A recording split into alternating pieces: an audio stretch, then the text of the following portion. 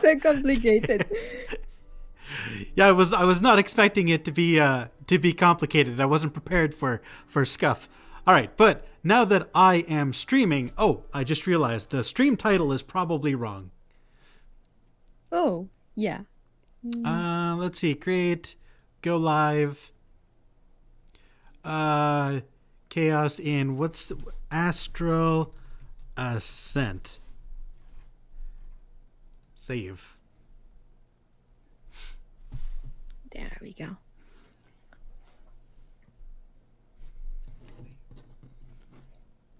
You are not upside down this time. Good. All right. So wait, hold on. There we go. Now I can see chat.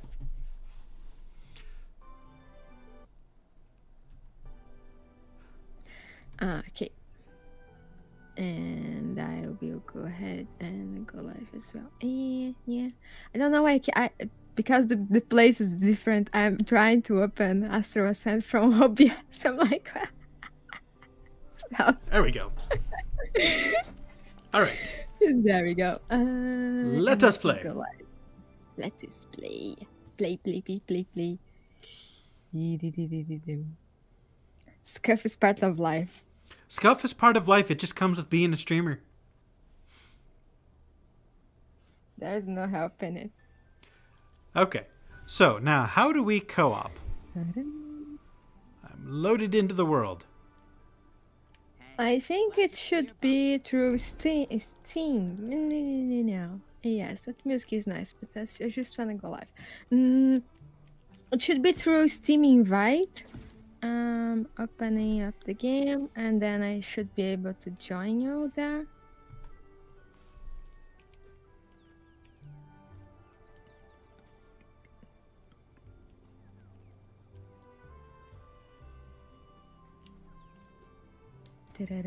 Where is it? I'm glad I had a chance to practice the controls before joining because I had no idea what I was doing. Apparently, the magical abilities are kind of random, because like you can do these magical abilities, but like when you get new ones, it like goes through this list, and like it might do a fireball, it might do like the spinny blades thing. Oh yeah, there's the rotation, right? Yeah, And it you goes can through this change it. rotation. So it kind of confused me at first because I didn't understand why it was sometimes doing a different one. So that rotation kind of confused me. Yeah, I got confused as well. So that was nice to have explained. Da-da-da-da. App running. App running, I don't see it. It says the game is running. I don't see it. When you say you don't see it, do you mean you're not able to see me? Maybe I need to log in. No. The game says it's running, but it's not. Let me just exit and open again. Oh, I hate when that happens. Yeah. Oh, I do There need we to sign go. in. There we go. Yeah. Let's see, The in-game. devs mentioned the co-op is using Steam mode instead of anything inside the game. It says your game is open, but I'm not able to join it. Is your thing open right now?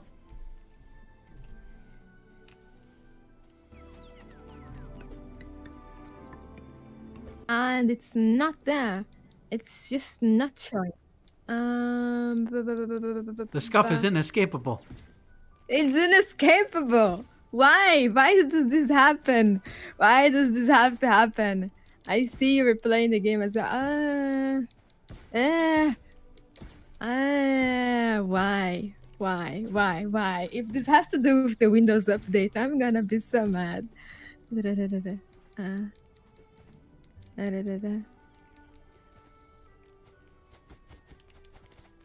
Wait, I have no idea how I just did that. How did I... Wait, what?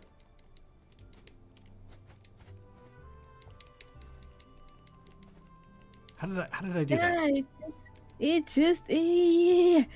Why, Windows? Why? Why do you do this to me? It was working just fine, and I only had to restart. This is why I don't like restarting my computer. Just leave it open indefinitely and never turn it off. Every time I turn it off, shit happens. It was inescapable. I had to restart. How? At this rate, let me just uninstall. It should be really, it's just a few minutes to uninstall and install it again. I'm trying to figure out how I did Then- the up dash. Because, like, I can jump and down dash. I can horizontal dash. How do I up dash? I swear I was able to. I did it once. Maybe because there was something about you having to attack enemies and you gained more jumps. I'm not sure is related to that, or maybe it has to have enemies. No idea. I haven't done the dashes yet. Okay, well, let me, since you will be troubleshooting, let me start a quest. One nice thing is the quests end whenever you die. So if I want to end a quest, I can just die. Oh.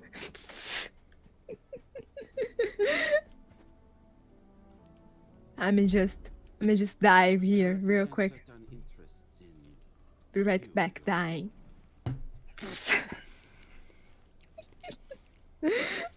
The way of games.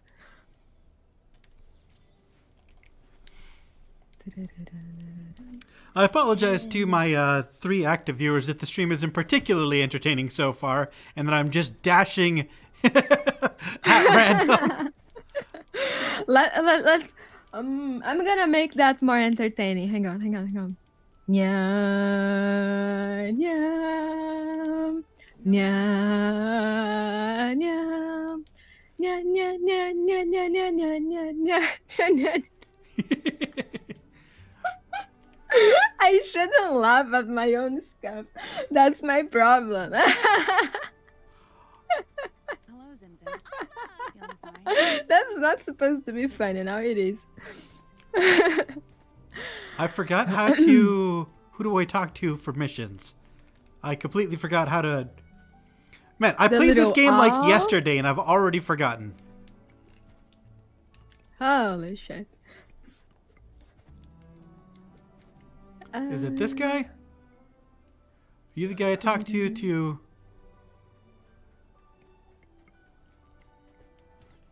This will be a just chatting screen with a pretty background in just a minute.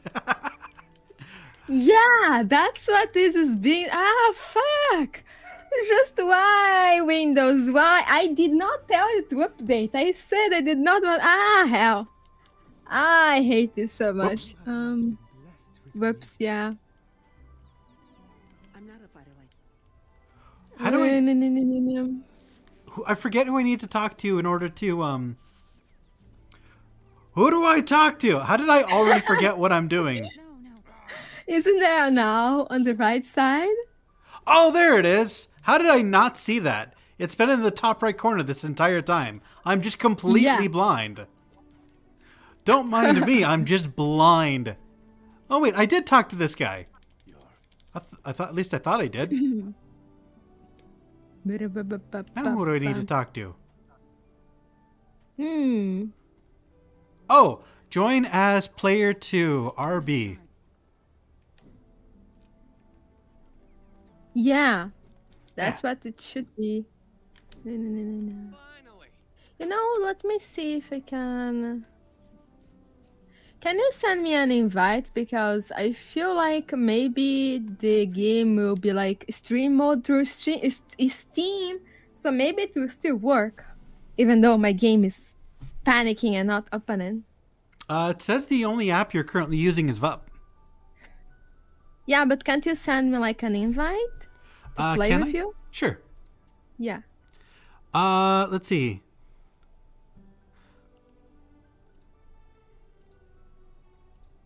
Yeah, I can watch. Let's see. See what happens. Maybe I can join and play. because this is not an in-game online. It's online through Steam streaming. Join with a second controller as if it was local on your game. I don't have an option to. Are we sure this game is multiplayer? Because it says there. Yes, it is. It is. It is. It is. I asked the developer before I. Hang on. Ta-da-da-da. Ta-da-da. Hell. If you right click on me, does join game appear? Because underneath invite to trade, there should be a join game.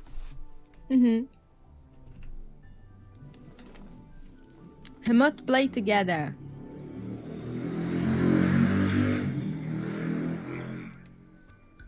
There we go. Now I remember. Okay. Now I'm on a mission. Yeah. Try it and invite me to remote play together and see if that works.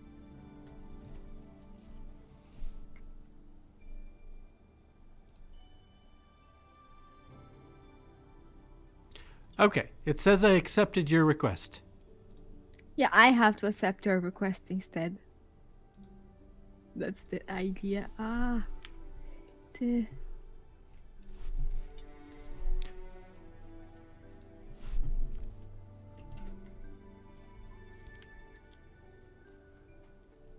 So just send me a request and I'll join. I accepted your request, yet I'm not. Yeah, because my game is not opening, and since this is remote play, maybe it will work if I join yours instead. I don't have an option for remote play. Go in chat and click on my name, and it should show remote play.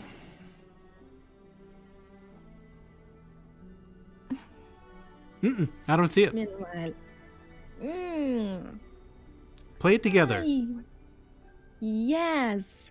Now we go. There we go. There we go. There we go. I think this should work.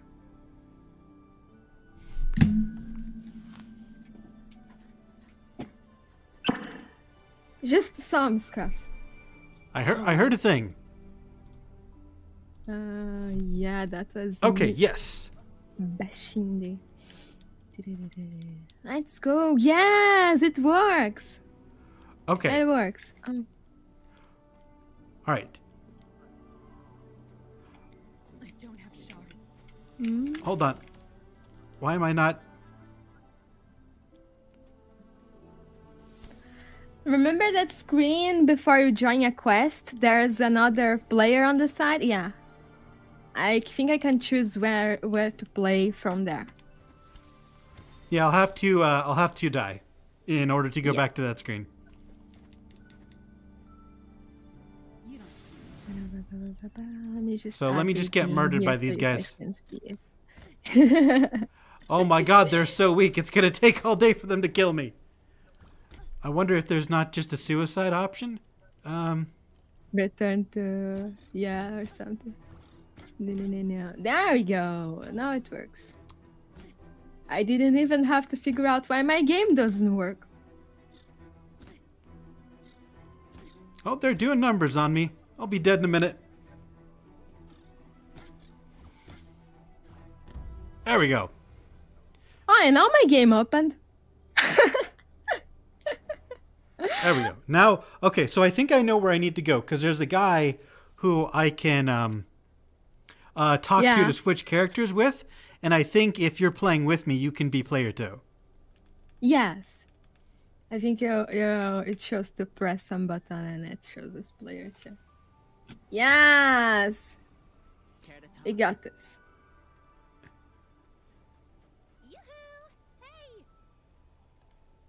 I just don't know why is there no sound. Here he is. There he is. Okay, so join as player 2 on second controller. There we go. There. Are you able to control? Perfect. Yes, I am. Beautiful. Couldn't be happier. You're too far away. Come hither. Up. Kinda lag, but it works. Let's see. I forget exactly where he is. I think it's this guy that allows me to fly. Hmm. Where's the quest giver?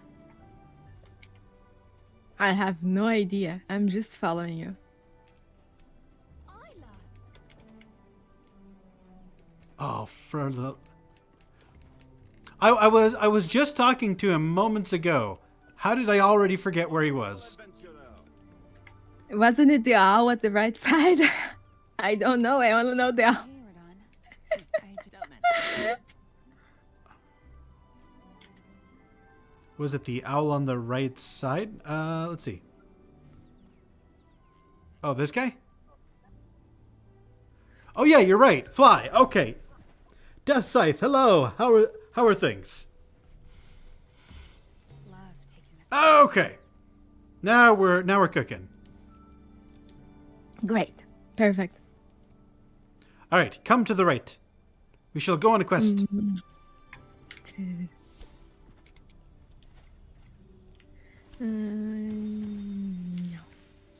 Sweet. Now we're I cooking. just... We must fight. Perfect. Now if I can just enable sound. Where is the sound?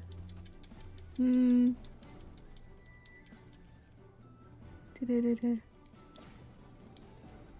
Me just checking here if I can. Yeah.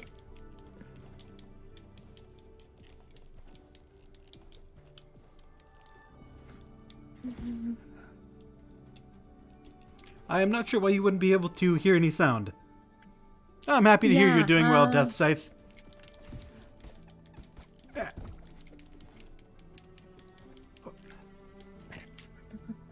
I actually think I know why. I just need to change the setting here in Steam then. No.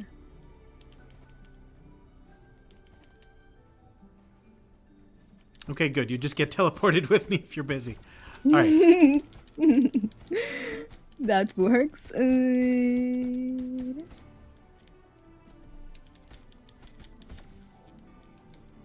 There we go.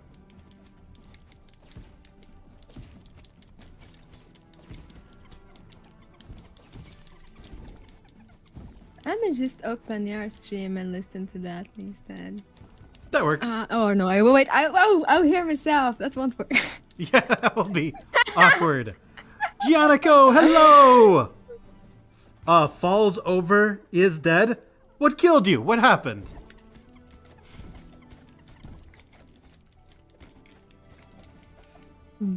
Well, apparently Giannico died, so rip Giannico.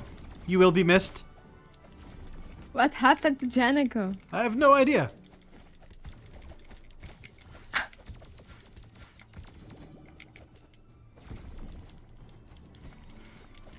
Yeah.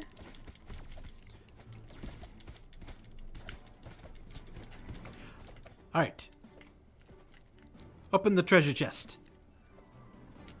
What? Oh. There we are. Oh. We have found a key. Punch it. We must destroy all the tiny, adorable creatures. It's like Pokemon, Yes, except yes. we murder them.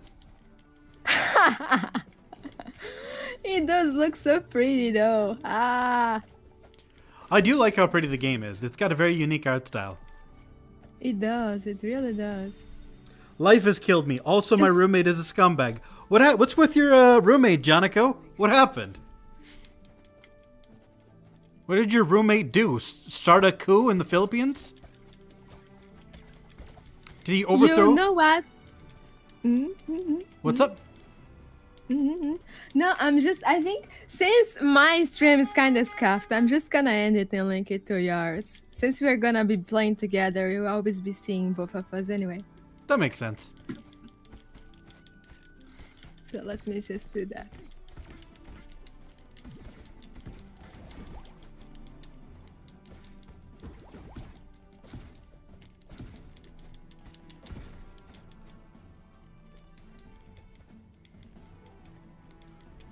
There we go.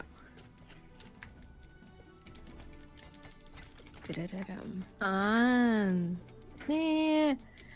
It looks so pretty. It does. All right. So It we really, must really get from does. over here to over here. There we go. Ah! This plant is trying to kill me. I don't appear to be Die, doing... plant. I don't. Yeah, maybe.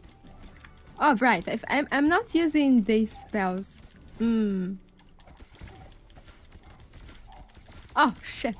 Oh no, that's you. That's don't die. What's these spells again? Oh, triangle. Okay. It spits fire. Are you using a controller too? Yes. Controller gang. Controller gang! Ah, the stupid flower of doom! I'm out of mana. You get more mana by meleeing punch, creatures. punch. The more you punch, the more mana you earn. Punch and kick. Fire should work. Why not? I wanna burn you, flower. I would get out of range. I think he's just Yeah. going to repeatedly murder you. Probably. Alright. Okay, this is harder than I was expecting, but that's kind of nice. What is this? What is this orb? Can't heal. Alright, what's this? I started giving the cat some attention, so naturally it started licking me more. My roommate saw this, and you know what he did? Instead of giving the cat more attention, she sold it for... What? What? Wait, he sold the cat because it licked too much? What an asshole! What? Cats always lick. That's just what cats do.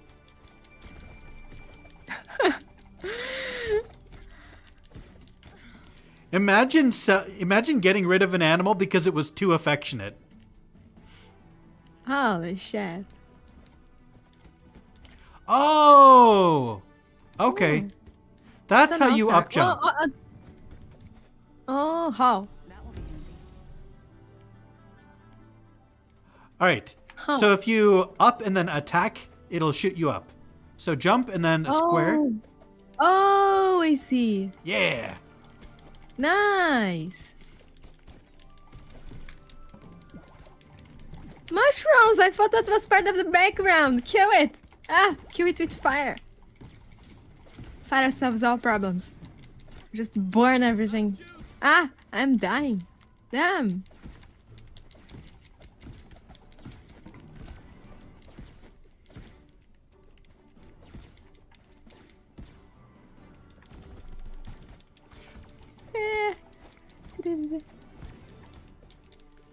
Yeah, oof indeed. That's that's rough. It sucks. I love having cats. I don't have one right now, cause which is probably for the best because I don't have a job right now, so income isn't really a thing at the moment. So it's probably the best that I only have to worry about feeding myself. But I do like cats. I used to have 3 cats. Oh, I thought you still had a cat. I used to have a bunch, but I don't have one right now. I see. Oh, we both died. Uh-oh. 43 enemies slain. Uh-oh. Oh, you sold the cat for $5. Oof. Whoa. What? How do you even sell a cat? How does that even work? Well, I don't think they sold them on eBay. It was probably just selling them to a friend. That still sounds so weird to me for some reason. I don't know. Yeah, usually you can adopt an animal for free, unless you're buying it from a breeder. Which I know I don't like breeders because, if you adopt an animal, right, then you're reducing the total number of animals in the pound. If you get one for a breeder, the breeder is just making more cats, and the ones that they don't sell are just sometimes they will give the cats that they can't sell to the pound. Some of them will put them down. It depends on the person, but that's not nice. yeah, I don't particularly like breeders. I think not all breeders are awful, but some of them are, and there's very little regulation. Yeah, I can imagine.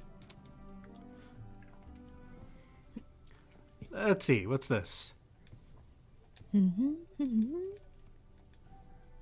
Okay. All right, are you ready to fly again? Ready. And away we go. Phew. Doom. That is so pretty. Just look at that. Place is gorgeous. I really like this What is statue. that? Look at this. Like, it's like part I of the like it. mountain landscape is like this old king dude. It makes you wonder what his story is. Yeah. The only thing I find weird so far is how the character art is completely different. It doesn't really match. Let's get going. Yeah, it's definitely got some interesting character art. Yeah. Like, there's no It's detail any- in the face whatsoever, which is weird. Oh no, I mean when you talk to people, the art that shows up. Oh, yeah. It's very, Yeah, it's very kind of uncanny. But other than that, die.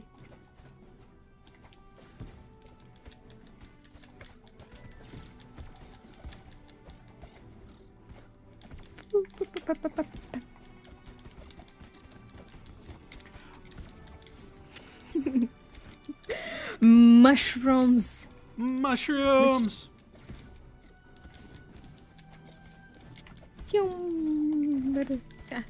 Ah.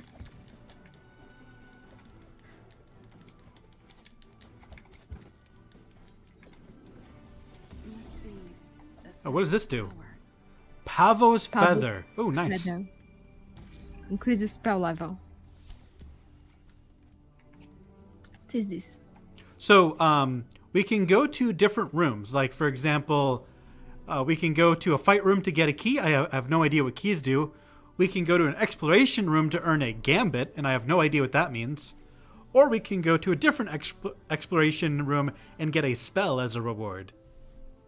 So whichever one we go to will change the difficulty and the rewards that we get. So let's go get a spell. Yeah. Sounds good. I was gonna say if you were undecided, I would just use my special deciding skills, which is just to go onidonite salamemigwe and just randomly choose one. Oh yeah, no. right. I forgot that you have to use the fight button. Square. Yeah. Oh, yeah, there we go. Ah. Forcing us to learn. I would have been lost there. I don't think that was covered in the tutorial.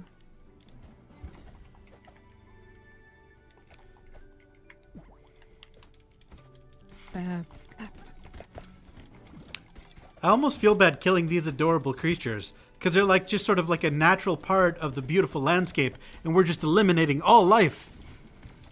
You'd Yeah. think we'd I want to mean, be they killing are- some monsters. They are attacking us, so. But indeed, they are cute.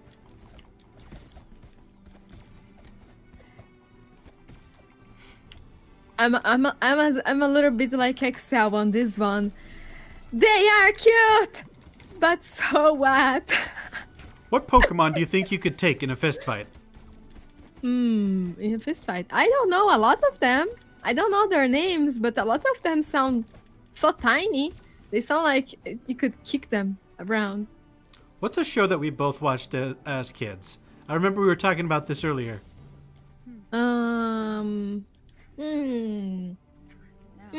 That we both watched. I mean, quite a bunch of them, but what do you have in mind?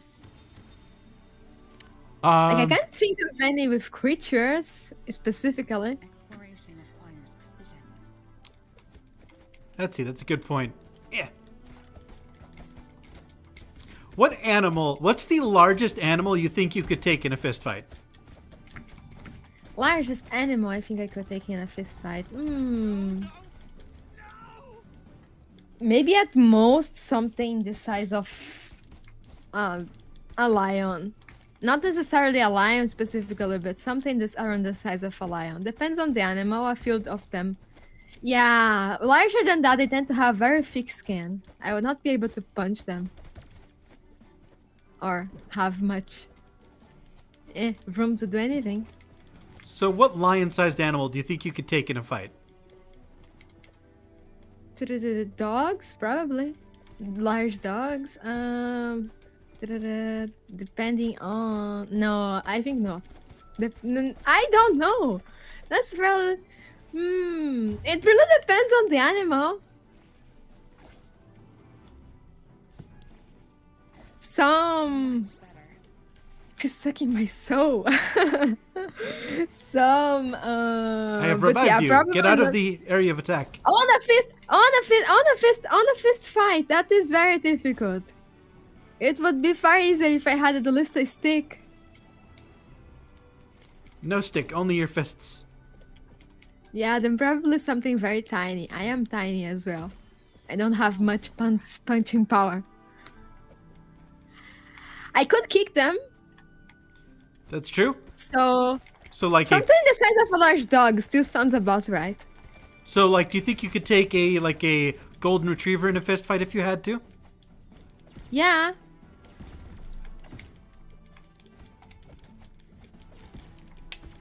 Granted, they had the space. But yeah, definitely. It would probably maybe still bite me, but they would get kicked. They only have one mouth. I have 2 legs and 2 arms. That's very true. How about you? How about you? What's like?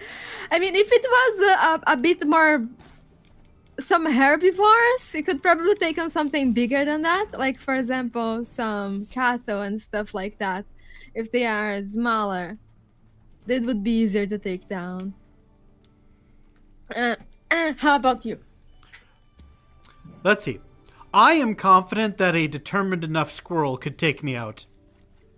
Because like dealing with people is really straightforward. You hit each other in the face and neither of you have claws.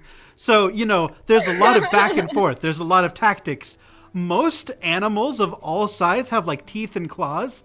And the thing is, like, when there's like really, really sharp pain makes me go, ah! It like makes me panic. Like if something is scratching me, I just panic immediately. And I lose all sense of like, you know, the fight or flight response? Getting scratched activates my flight response, and I just want to get away. Like, I'm fairly certain a house cat could take me out. Because, like, have you ever tried to, like, grab a cat and then it scratches you? It's like, you can't hold the cat, you know what I mean? I see what you mean. Yeah, that's interesting. That's...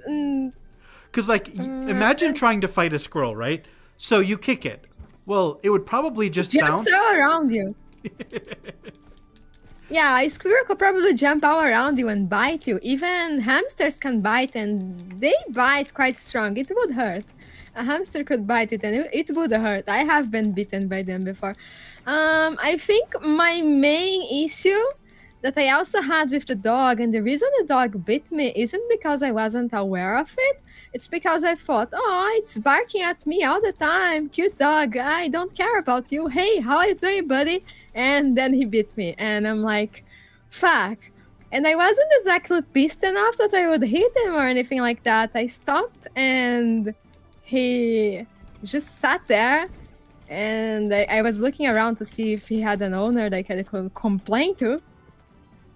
But what happens with my flight or fight response is that I turn off all of my emotion. I just become pure logic. Like, I don't feel pain. I don't feel emotions. I just don't feel anything. I just go like, maybe some anger at best, but it's still very controlled. So if a dog bit me and I had to, my main problem would be thinking, is this enough of a danger that I wanna kick the ass out, the fuck out of this creature? Or do I wanna just go, well, dog, I know you bit me, but I don't need to kick you. And this would probably be my main holdup. And that's the same thing that happened. I didn't feel the need to fight back, but I completely turn off my emotions with my flight or fight response. And that can go on for a little while until I calm down.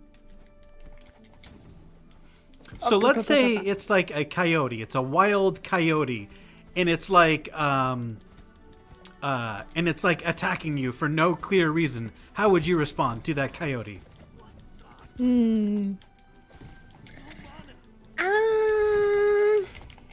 Depending on the situation, if I was in a situation where I could not hurt him too bad, I wouldn't.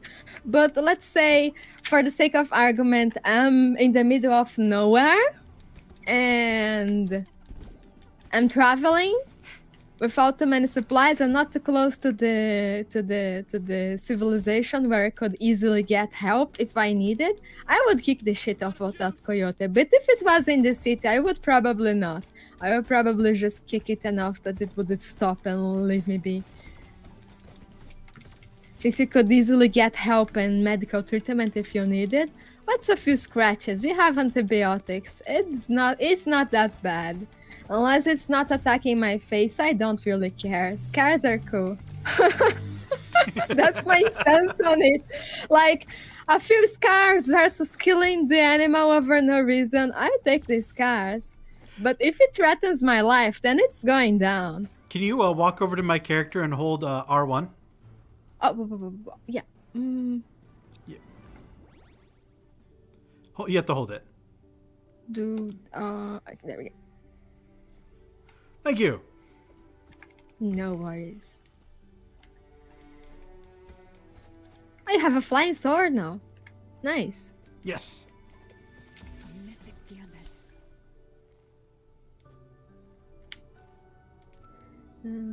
What was the... Oh, yeah. What is this? There we go. What about you, chat? Jonico, Death Scythe, what's the largest animal you guys think that you could take in a fight? Looking for something to drink? What's this? Peddler. I think this is a merchant. A customer. This actually happened once where a dog was biting me when I was very little, like when I was like 10 or so, maybe a little less. And it bit me through my arm, and one of the teeth even went through, like, straight to my hand. And it was holding me and it was not letting go. It was a very big dog, especially for a little kid. And all I did was go... I just sat there and yelled, "Mom!" So she would... I was not the kid that would yell, so me yelling was very concerning. So I just did that, and I waited until they came around. They had to open the dog's mouth so it would let go of my arm. And that was that. Oh, yeah. Oh. See, I would just you panic immediately because I got attacked by a dog once as a kid and I kind of never really got over it. Because what happened was, so the dog was in the basement, right?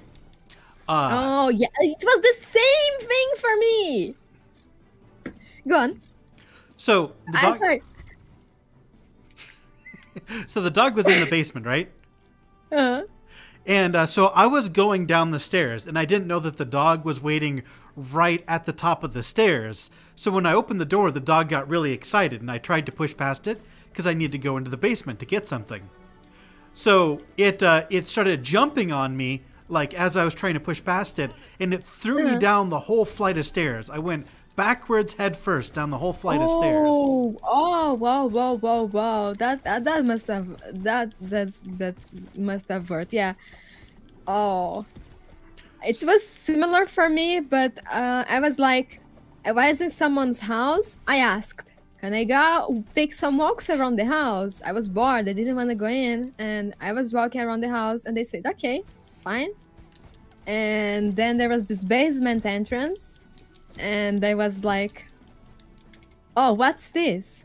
The moment I looked inside, the dog jumped on me. I didn't even have a chance to acknowledge there was a dog in there. The moment I saw there was a chain that was probably attached to something, it was already on me. So the dog was on you. So what did you do when it was on you? So you just stood there and waited for someone to pull the dog off you? Yeah, there was no way I could do anything. It was huge, and it was holding my arm, and there was not really much I could do. If I would shake, it would just hurt me more. So I just stood there and waited until I had to go to the hospital and get stitches and everything. In my case, the dog wasn't like actively trying to hurt me. It was just super excited, and it ended up shoving me. I'm gonna. Ah, fuck. No time. Yeah. Oh, but falling down a set of stairs. Ouch. Yeah, I think I'm particularly weird on this one. Where I just like shut down my emotions when this type of thing happens. So Anytime something really stressful happens, I my emotions don't shut down, they like spike like crazy. I get pretty intense. So like if I'm fighting someone, unless it's like in a sparring environment, then I'm fine. Cuz like sparring is for fun. Or like if yeah, I'm wrestling my brother, then I'm totally fine. But like if I get like scratched or bit or like cuz like there's a big difference between like getting punched in the gut and then like getting like if like you've got a classmate and they like stab you with a pencil, then like I get a big rush of adrenaline and I start to freak out and I'm more likely to do something stupid. that makes sense. That makes sense. I think that's pretty natural. I'm probably the weird one. I have never met anyone that was similar to me in this regard. I think that's kind of. I don't know if that's somewhat a psychopath trait, where if I'm faced with a really very stressful challenge that turn whatever for whatever reason it turns on my mechanism of self-defense. That's what I would call it, regardless of whether it's psychological or a physical threat. I turn this on and I'm just dead serious, and I'm like, the only thing that goes through my mind is how do I get over this? If it's someone without hurting that person too much, which is probably why I also never have too much of a problem with getting into fights on the internet. I never had much of a problem with that because I don't really have many emotions when that happens. I just get madly angry and serious. So I just think, how much do I want to insult them? How much is enough? I don't just get angry and lash out. That's rare. I'm the total opposite. If someone like is like criticizing me or arguing with me, I have to like make a very conscious effort to not take it seriously. Because like some people you argue with, instead of just like attacking your argument, they won't say like, "Oh, that's a stupid argument." They'll say, "You're stupid," and that gets under my skin so much. Where if like they just, or if I don't know something and they say, "I can't believe you didn't know that," like I just immediately get pissed and I cannot focus on the argument and I just get, distracted by how Yeah. annoyed I am.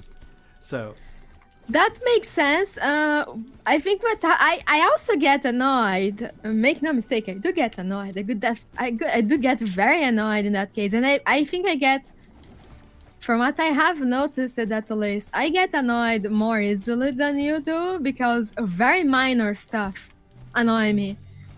Because to my mind, they're a symptom of something bigger that is just waiting to happen. Like people that tell you what to do and fill their phrases with should, I get annoyed at them. But what happens is I just immediately turn them into somebody I do not care about. If they're gonna be like that, I do not give a shit. They can go fuck off elsewhere. So it does not affect me as much because I disconnect myself from them very easily. So when I get angry, it usually is because it comes from someone I did not expect that to. Like, you saw that happen with some people in our group that we would talk often. I got angry in those times because I expected better from them. I let them get close and they still hurt me. So I get angry. And sometimes it's not even necessary that I get angry at them. I get angry that I even trusted them. I get sometimes angry at myself for trusting them. that's It's just interesting. like a breach of trust. And after that is over, I will return them to low trust, and it does not bother me again because Interesting. I don't give a fuck. They can say whatever the shit they like. I don't care.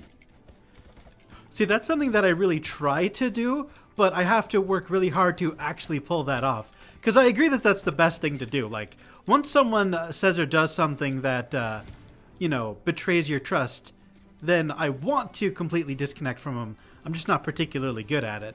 So it's interesting that you can do that very naturally. I think that's something that most people have to practice. Because Well, technically, you could say I had practice since I was a kid, so I got an early start. for me, it's all my anger triggers are very specific. Like if you say you hate my argument, it doesn't bother me in the slightest, no matter how mad you are, because you just hate the argument, and that's fine. Yeah. I'm willing Yeah. to admit that I have a dumb argument. But if you call me stupid specifically, or you're mad at me specifically, then I immediately get like 50 times more heated than if you had just attacked the argument. Like that's kind Yeah. of like why if I'm talking to someone and like they say like I'm horny, I'd be like, yeah, that's cool, interesting. Why? I can have a total conversation about that. But if someone goes, oh, I'm horny for you, I'm immediately uncomfortable. It's like where's the if it's anger, if it's an emotion that makes me uncomfortable, where it's directed at is like a very minor change in wording drastically changes how I react to it. It is exactly the same for me. Exactly the same. Anything that relates to me, I get very pissed off. Like people telling me what to do or how I should do or what I. If someone tells me, let's say, "Oh, this game is cool. Maybe you would like to play it," or if they just say, "This game is interesting. You could check it out." No problem. Fine. I check it out. I want to at least have a look. I want to at least look the name up on Google and see if I'm actually interested in the game. Fine. But then someone says, you should play this thing. Someone's told me that there's on my nothing stream worse all the than time, someone saying- and I immediately got pissed at them and said, I know, I won't, I don't, I just wanted to tell the dude to outright fuck off. I just didn't because I was in a stream and I was trying to be nice, but I was not polite to him either. I was not very nice in my response regardless. So I definitely feel you on that. There's nothing more annoying than being told you have to do something. I immediately lose interest in fuck off. whatever they wanted me to do. Exactly. Sometimes I do the opposite out of spite. It must not be a very common thing to do, because I've noticed that like sometimes people will like flirt with me and I won't notice just because their word choice is very passive. They're not direct enough for me to even pick up on it. Or if they're mad at me, I Yeah. won't pick up on it because if it's specific. If they're just being generally angry, I won't realize that they're actually mad at me. I just think they're mad in general. I'm not good at picking up on cues, you know what I mean? Like really minor cues. Yeah. That's the same for me. I have learned of a little and I have like a database. I have some suspicion depending on their overall behavior, but I won't know. I just don't. Or either you tell me or I don't fucking know, man. And because it stresses me so much to try to process, are they perhaps trying to give me a hint? Are they annoyed? Like when people go silent on you and stuff often and stuff like that? But I have decided even that is such a waste of my time because I will try, I will get stressed, and I will still not know. I still don't know. So I just don't even try. I have just taken... That's why if it seems I don't care, it's because either you tell me or I don't know, and I really do not care. Trying to care just... It's not productive. I stress myself out trying to figure it out. I still don't figure it out. And then I stress myself more trying to... It's just a cycle that never ends. Yeah. And I never figure it out, no matter how hard I try. This is why it's one of the reasons that I hate talking over like messages sometimes, because like sarcasm is really annoying because it's hard to pick up sarcasm over text. Like, if someone says something sarcastic and I can hear their tone of voice, it's really easy to pick up on it for me. But if they're being sarcastic over a message and I can't hear their tone of voice, I take it 100% literally. Yeah, same. There are some hints in some cases, but other than that, it's still very difficult. And that's a problem for me sometimes, even in person. I would respond to people literally quite often, and then people laugh at me or they find it funny. Like, I just go, what? I don't even know what they're talking about. I don't even know what they're laughing about. I'm just, you told me something. I'm responding to it. The worst part is like, people will ask a question and then like, when I give them an honest answer, they'll be like, oh, I was kidding. And it always annoys me because I'm always like, but were you kidding? Because that was a totally reasonable question. How was I supposed to know it was a rhetorical question? You asked me how. Yeah. You asked me how, like someone once asked how RAM works, and I explained it, and they were like, I was kidding. Of course I know how RAM works. And it's like, really? Did you though? Did you actually? Yeah. Or are you just embarrassed that you didn't know? Yeah. That's so annoying. It just ends up being a whole bunch of people types of people that I avoid because of it, because it's very hard to hold a conversation with them like that. They will get annoyed that you take everything literally, and I just have no clue about them, and I get annoyed that they don't get me. Sometimes the language barrier is just too big. Yeah. There's a lot So of you're times where both people better will... one thing I like about Twitter specifically is that in real life, you can't really avoid people you don't want to talk to. But on Twitter, if someone says something and you don't understand what they're talking about, you can kind of just not respond and pretend you didn't see it. Because, like, I don't know what they're talking about, and I don't have to respond. Because it's a tweet. It's a public tweet. I have no obligation to respond to it. But if someone is like, if you're in a group and someone is talking in the group, you're kind of like expected to respond. Otherwise, you're just that awkward person sitting in a group where everyone is talking but you. And I hate that. Yeah. That does make sense. Sometimes I don't mind being the person that just doesn't talk either, but that does not earn me many social points, so to speak. Like, sometimes I would just be so quiet, and like, for example, in school, that I would get, say, in one group, there are always like many little groups in class, right? Mm-hmm. And I would get in one, I would hear them shit talk everyone else and talk a lot of shit because I was quiet. They didn't know whether I agreed or not, so they assumed I was fine. And then I would go to the other and people would do the same thing. I heard like all the groups shit talk each other because not one of them knew which side I was on. I wasn't really on any side, I just didn't speak.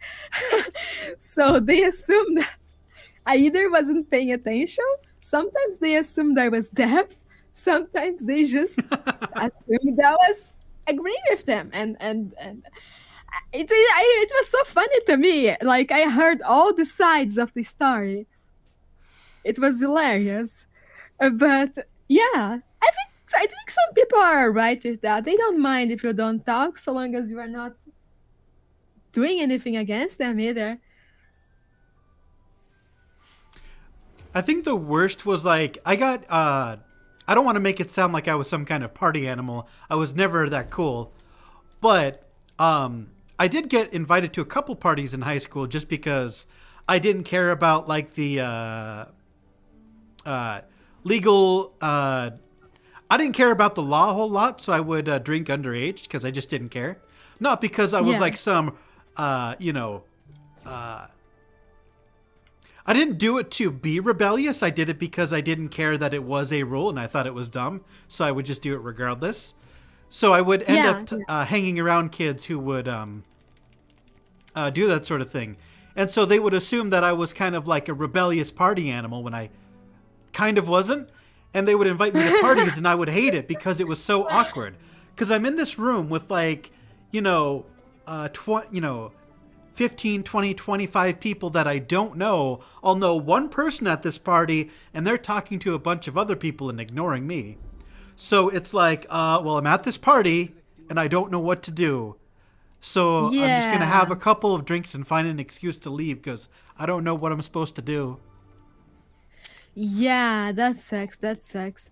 Um, I have actually, I've been kind of a hermit most of my life, but I have never been to any parties except the party of my when my brother was getting married, and there was like an after. It was not too big. It was mostly his friends and a few family members. Not like this huge family party. No, it was mostly people he knew, and it was the closest I had to a party. There was some music and shit, and I had absolutely no one to talk to. His friends were kind of interesting, but I was like, what, 7, almost 10 years younger than them. Even if I was super interested in like RPG and stuff, I never really had the chance to talk to them. Um, and there was loud music, loud for me. At least I don't remember actually how loud it was. No one to talk to. I just fucking wanted to cry and go home. There's like hours of that. That's torture. And I have never really bothered with parties ever since. Like, if you have people to actually. I don't like the noise either. So, even with people to go to, it just sucks. It just sucks to be in a corner and just watch everyone talk like that. Yeah. That's the one thing I didn't like about parties, too. It's because, like, everyone gets together and just talks while drinking, but the music is loud as fuck, so you can't hear what anyone is saying. What is the point of talking with loud music in the background? Like, Why don't you just make a little group and go somewhere else? I don't know, walk in the city. see, like, when I would drink, I would like hang out with like one or two friends, have the music at a reasonable volume, and then we would just chat and get wasted because when we were wasted, we'd have weird as hell conversations and it was a lot of fun. Yeah. But when you go to a party with like 20 people, everyone is talking, the music is too loud. What is the point? I'd rather just talk with like my one or two friends and get a little bit drunk and, you know, play stupid games. Like my favorite game was playing Super Smash Bros. And every time you lose, you take a shot. Oh, that sounds fun. That sounds fun. Or like watching a really bad movie, and then like you take a drink anytime something in the movie happens. Like watch Harry Potter and take a drink every time someone says his name. Yeah. That sounds like good fun.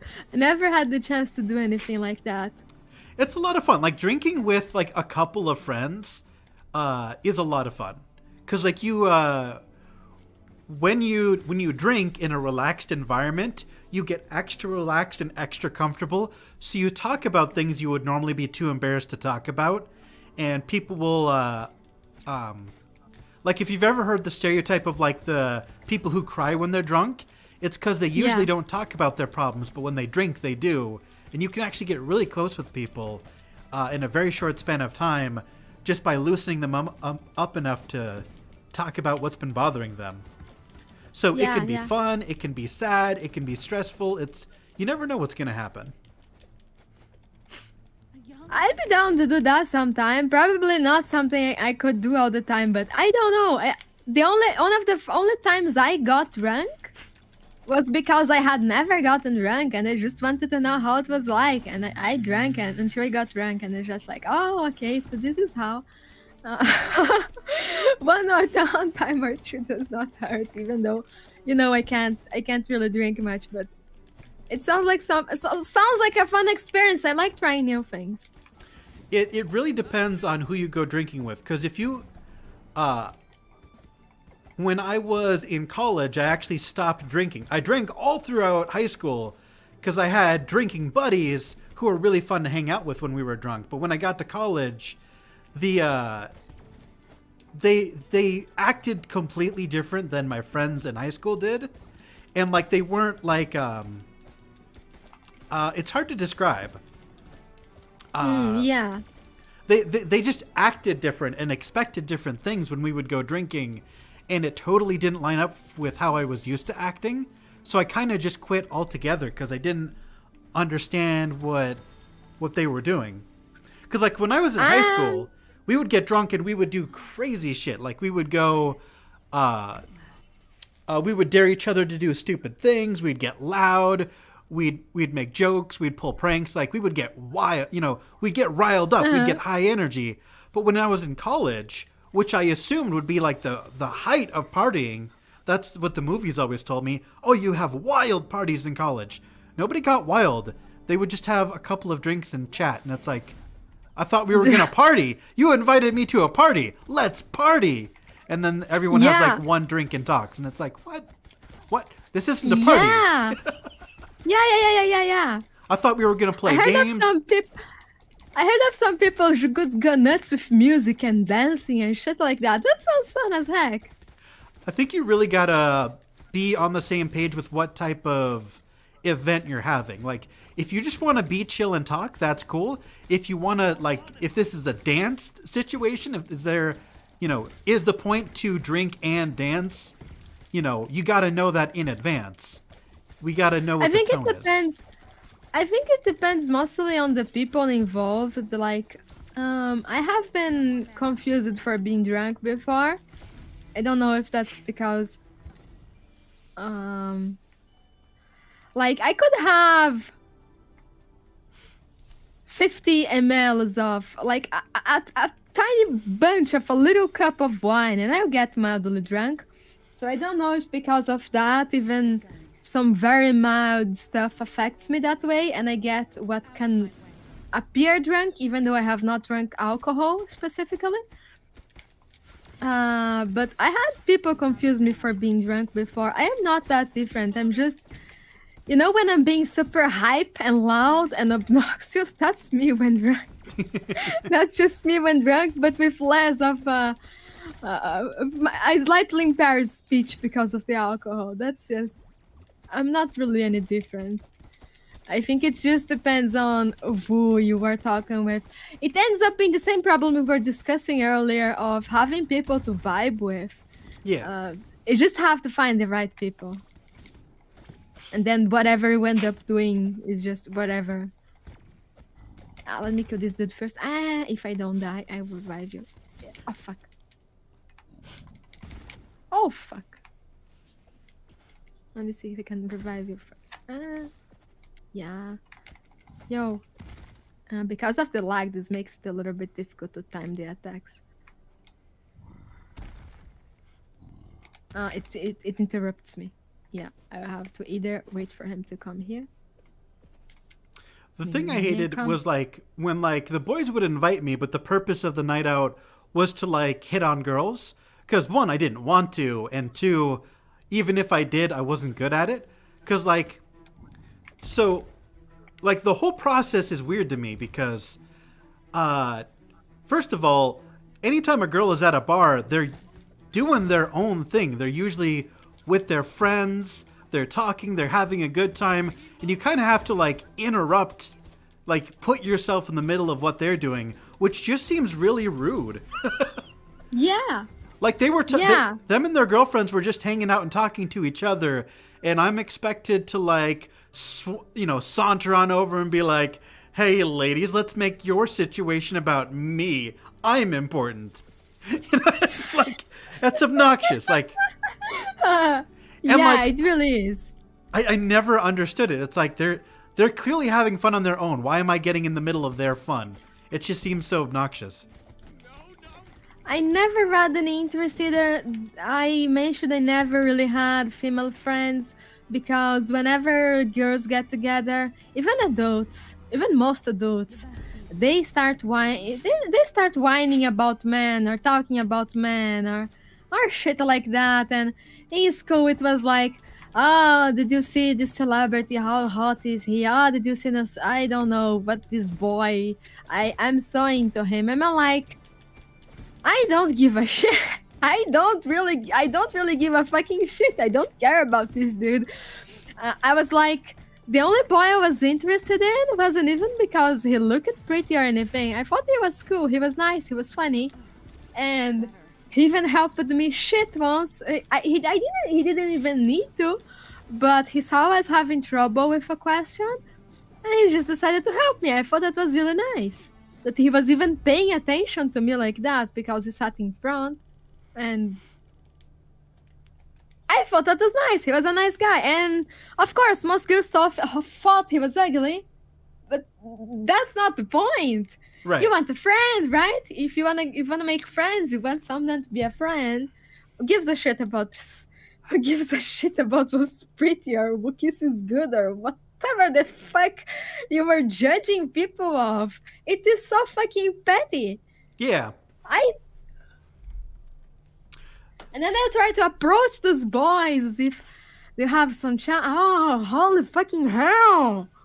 I have no patience for any of this bullshit. None. So I just mostly don't have female friends. Want to visit a little. Either they're tomboys, they're heavy metal girls, or probably everyone else. I probably don't give a fuck. Also because they tend to care a little bit more because their brain is more social, so they tend to care more about social rules, and I don't. So I'll be like, fuck, shit, and they will look at me as if I'm some aberration from another planet. I'm like, what the fuck you're looking at? they care so much about tiny little shit like this, and they get appalled at me within 5 minutes. Right. Yeah, I definitely feel that.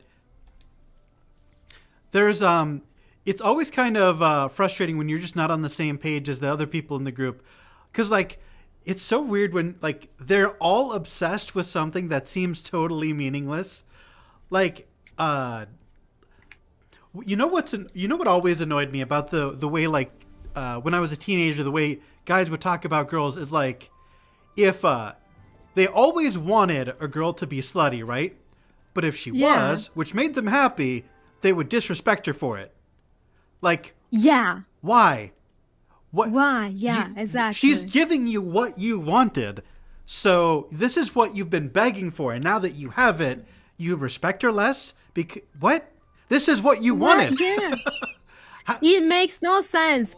Sometimes they can make a little bit of a distinction like slutty towards me, but nothing else. And sometimes they're just completely hypocritical where they want you to be, but they don't want you to be. And even my ex had some of that. Like, he was so completely confused about the matter. And I thought he had his mind a little bit better on the matter than most people did, and he was still so fucking confused. Like, do you fucking want me to be delicate and need protection, or do you want me to beat people up? Decide yourself. You can't have both.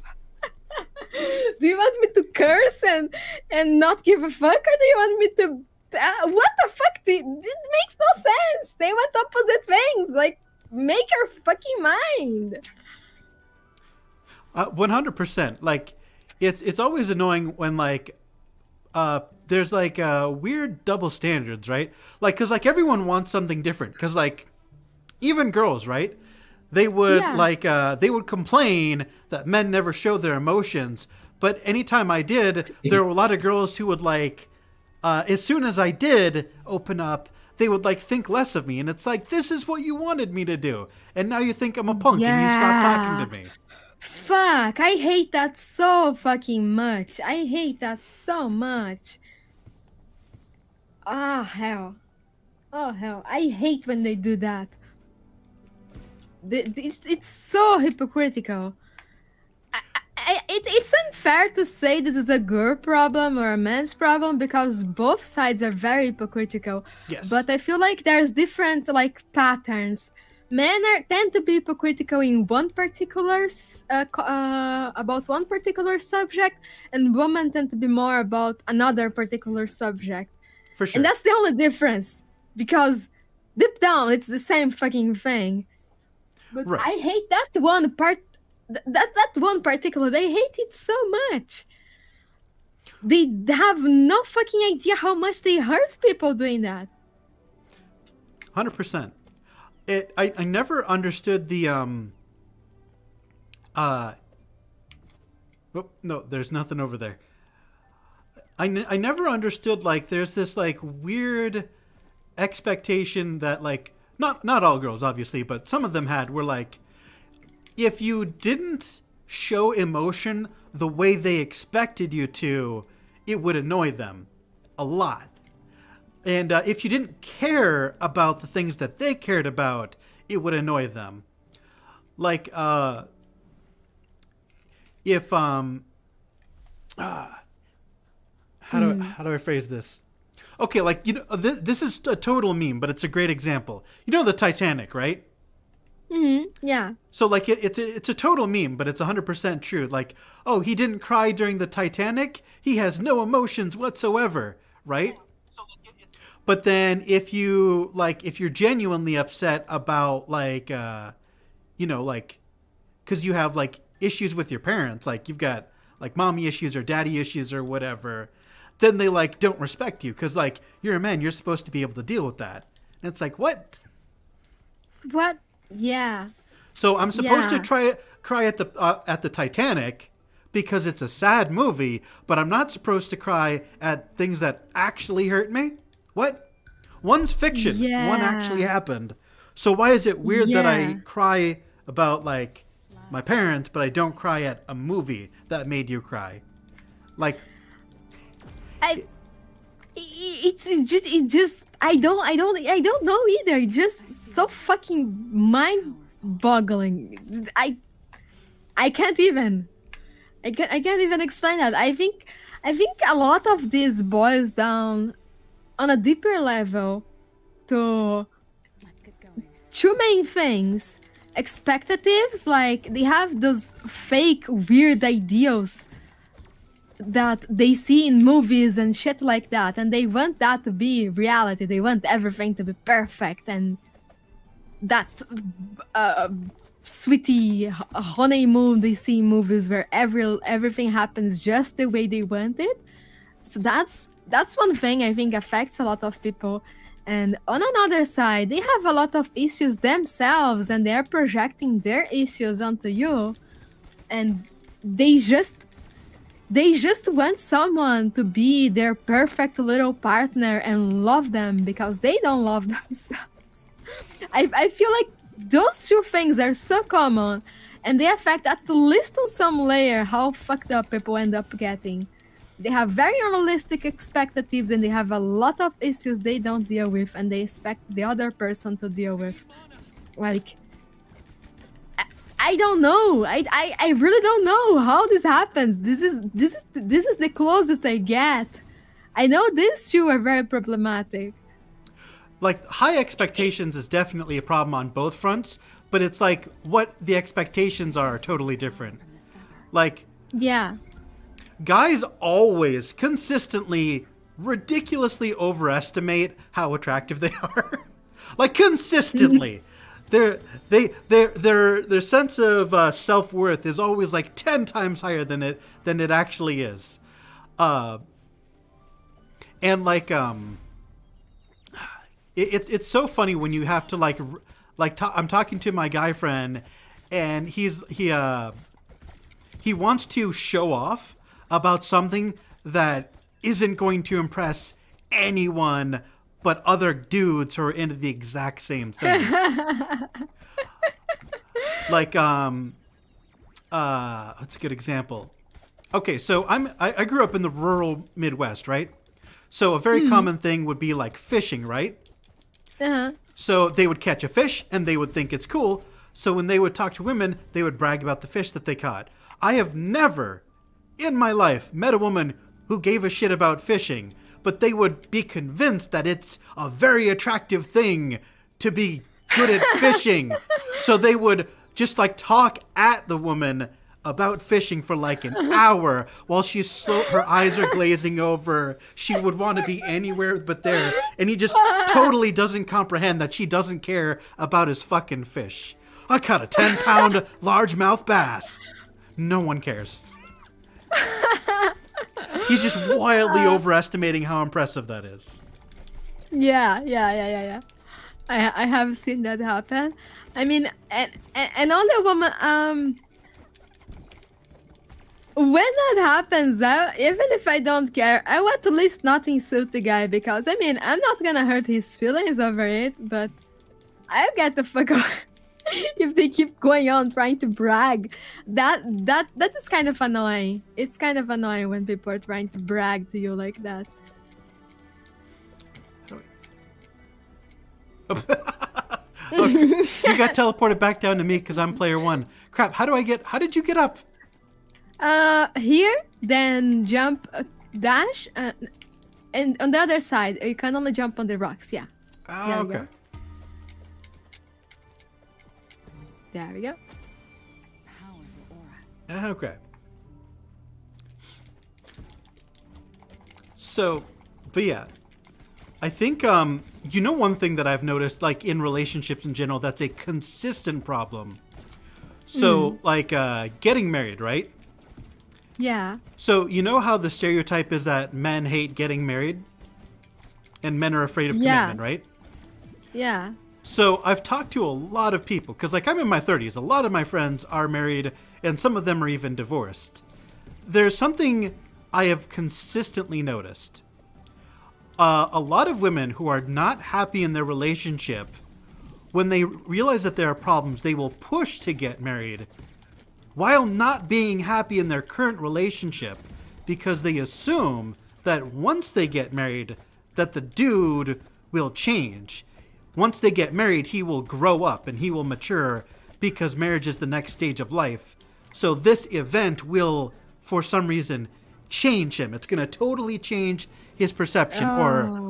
Or like, oh, if I have kids, that's going to trigger him to grow up. And he's going to be immediately 10 times more mature.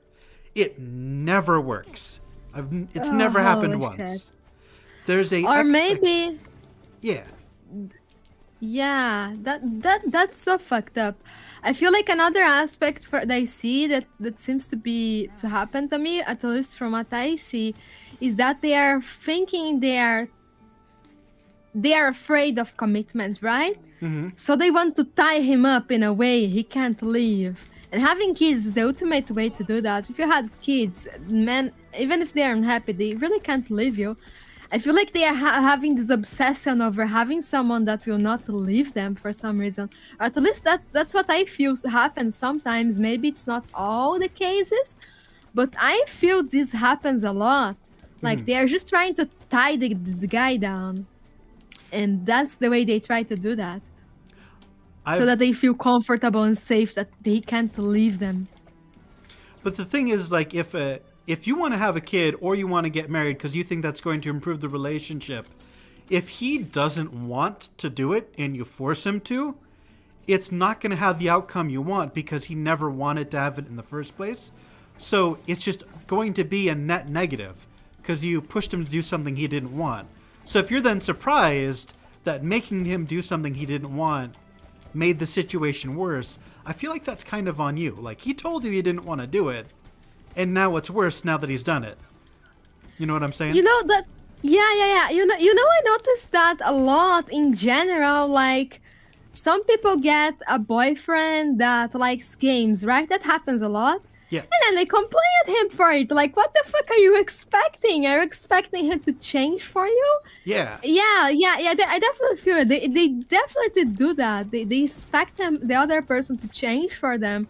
I think this goes a little both ways. Like, some guys get girls that are one way, and then they expect them to become someone else for their sake. Yeah. It kind of goes back to that mentality of, this person is like an asset, and I'm gonna change this person. Right. I'm gonna get that person, and I don't know what the fuck they are thinking.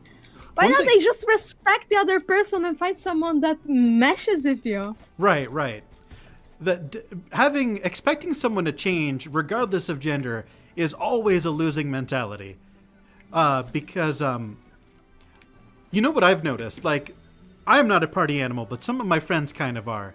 So a guy, he'll go to a bar or a club or whatever, and he'll meet a girl who dances. at the club every weekend. That's where he met her. And then when they get together and they start a relationship, he expects her to stop going to the club and stop dancing.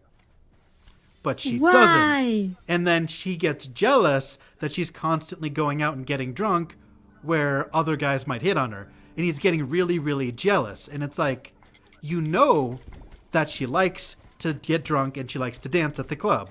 So why are you now jealous that she continued to do that? And he's like, well, we're together, so we're exclusive, so she just can't do that anymore. Or like if she has guy friends, he'll like expect her to immediately stop talking to all of her guy friends immediately, which is mean, really. Yeah, it's the same thing that happens with men. It's whatever activity they like. Games is a common one because I know a lot of people that like games, but or anime. But it's whatever activity they are into, whatever hobby or whatever that they don't like, and they want the guy to change. It's the same fucking shit. Yeah. Like, you knew he liked that. Why are you with him then? Exactly. The best strategy is to, whatever you want the other person to be into, instead of trying to change them, go to the place where that type of person already will be at. Like, for example, let's say that you're the jealous type and you don't like it when that person is with the opposite gender a lot. You want them to hang out with like where I'm trying to think of an example. Okay, let's say you want a girl who spends most of her time hanging out with other girls, right? Yeah. Your best course of action would be to then go to, you know, places where they are. Like a book club. That's a great example. That's a very neutral, safe, sane activity. If you want to have a girlfriend who, when you're not around, she goes to a book club, then go to a book club to meet that girl. You know what I'm saying? Because then when you're not around, instead of getting drunk at a bar, which will make you jealous, she'll be at the book club where you met her, where you already knew that was her hobby. So you can trust her that she's not going to be up to something you don't like, because you knew from the very start that she was a book type, because that's where you met her. So go to a book club. Exactly. Fucking exactly. I don't understand how this is so complicated. I think it just gets back to people are really just trying to change other people. They are spending so much effort trying to change others instead of just letting people be whatever they want and finding people that like the same stuff as you. It happens everywhere, not even just in relationships. Like, if there's something you don't like, then just avoid it. Go somewhere else. Don't try to change the people in that place. It's so nonsense. Oh yeah, don't forget you can heal. Press R2. Yeah. I did. Yeah. I forgot to say, but yeah, I probably die as well. Whoa, holy shit. Hi, Drac. I don't know if I can get back there. Drac Taimatsu, hopping in chat. But yeah, you know what the best strategy? I've given this advice to all of my straight guy friends, and it has consistently worked every single time. Telling my guy friends to go to dance class. If you are a straight male and you want to meet girls, go to a dance class. Because here's the thing. Dance classes are like 90% female, but almost all dances require a male and a female. So what happens is women have to take on the male role, and then they don't get to practice the female role, which is what they want to do. So if you go to a dance class, you're immediately filling a need. Everyone wants you there because everyone finally gets to play the female role, and they don't have to spend half their time practicing a role that they don't even want. You'll immediately be doing something that they want you to do. Like, oh my God, finally a guy in a dance class. Finally, I have a dance partner. Thank you. I appreciate you for being here. I've never seen it fail. Yeah, that makes a lot of sense. So I feel like in my case, the only thing that would work, because the only thing I really want is more people in person that I could have adventures with. I need to either go to a fucking fight club or go to some scouts group or whatever. I just want people to go hiking with me and go nuts in the trees and wrestle with. I don't give a shit about anything else. Everything else gonna go to fucking hell. Uh, Friends to play games with is nice, but you don't necessarily need to be in person for that. The best part. That is hard. That is hard enough to find on the internet, let alone around you. It's I agree with that. If you want to make friends who like hiking, just go hiking. Period, and you will eventually meet people who like hiking. If you just go do the activity you want to find friends doing, you will find them. They will. They're already there, just waiting to meet you. You just don't know that they're there because you have yet to go do that thing. So just jump into whatever you want to do, even if you don't know anyone who's already doing it. You don't need to have a friend to go do something. You'll make friends once you're there. Yeah, that makes sense. I guess I just have so many. This is something that just makes me sad because I have so many bad experience about it. I don't want. I don't feel I even want to try this because I'll be disappointed if I try. If I don't even try, I will at least not be sad later when it doesn't work. So I try to just not care. Um, What's my something that experience. you would want to do with a friend? Just as a random example. Um, What's an Play adventure that you'd like to games. go on? Huh? Play games in person because it is not. It is honestly more fun to do that. Like for example, I would play Rock Band sometimes with some people I knew, and I thought that was really fun. Like that's not the type of game you can really play over the internet, and Play which one? that's one thing. Rock Band. Oh, It's Rock Band. Yeah, Rock Band is a lot of yeah, fun. and outside of games and stuff like you dancing and shit like that, um drinking together sounds fun as well, even though I could probably not do much of that.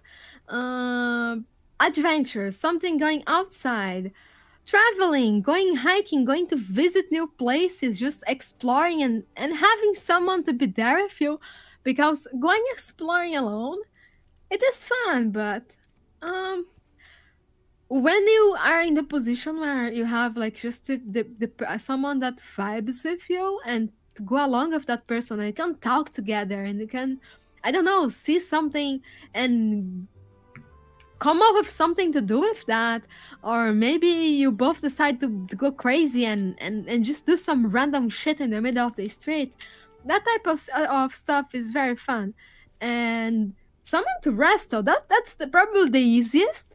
I can just join some.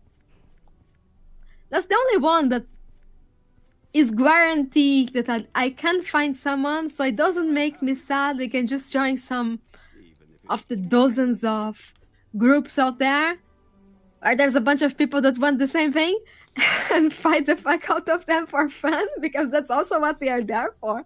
Yeah. Uh, Oh yeah, it'd be but super easy yeah, to just go to like a. adventure. Yeah, that's a very easy one.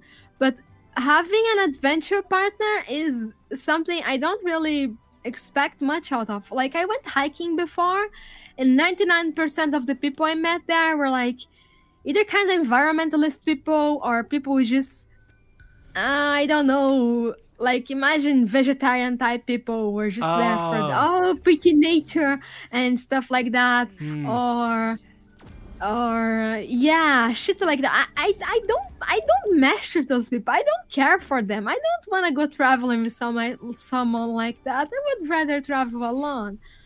But traveling alone is something kind of lonesome to do. You get to For see sure. pretty sights, but it is it is a kind of lonesome thing to do.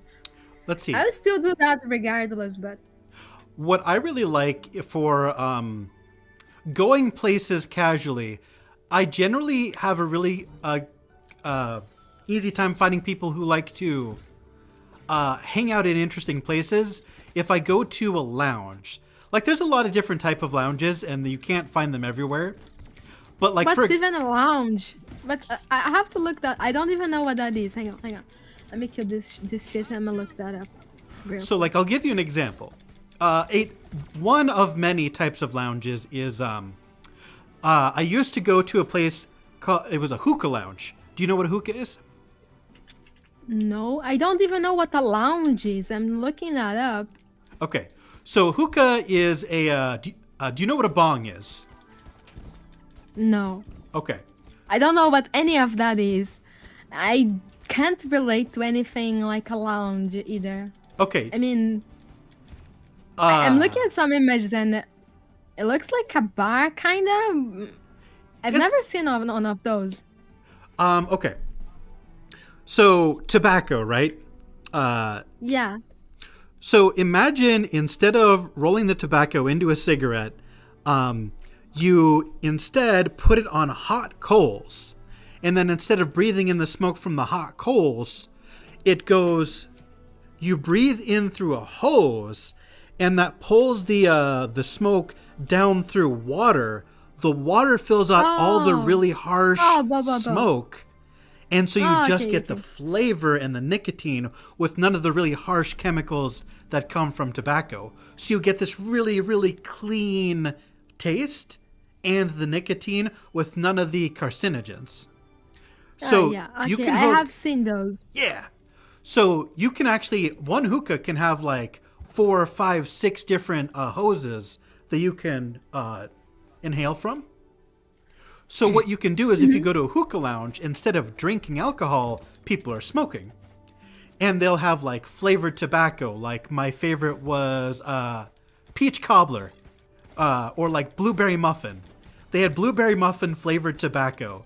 So I would go there, I would order some blueberry muffin, and I would order 2 hoses, even though I was going there totally alone.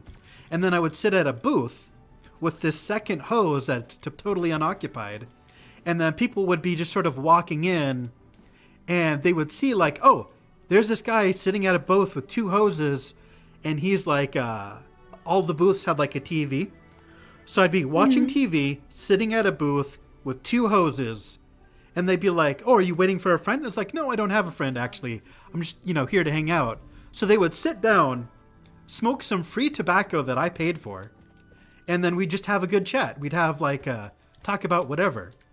So by paying for a second hose and not using it, people would see that and just kind of invite themselves to hang out. And then I just meet like tons of random people.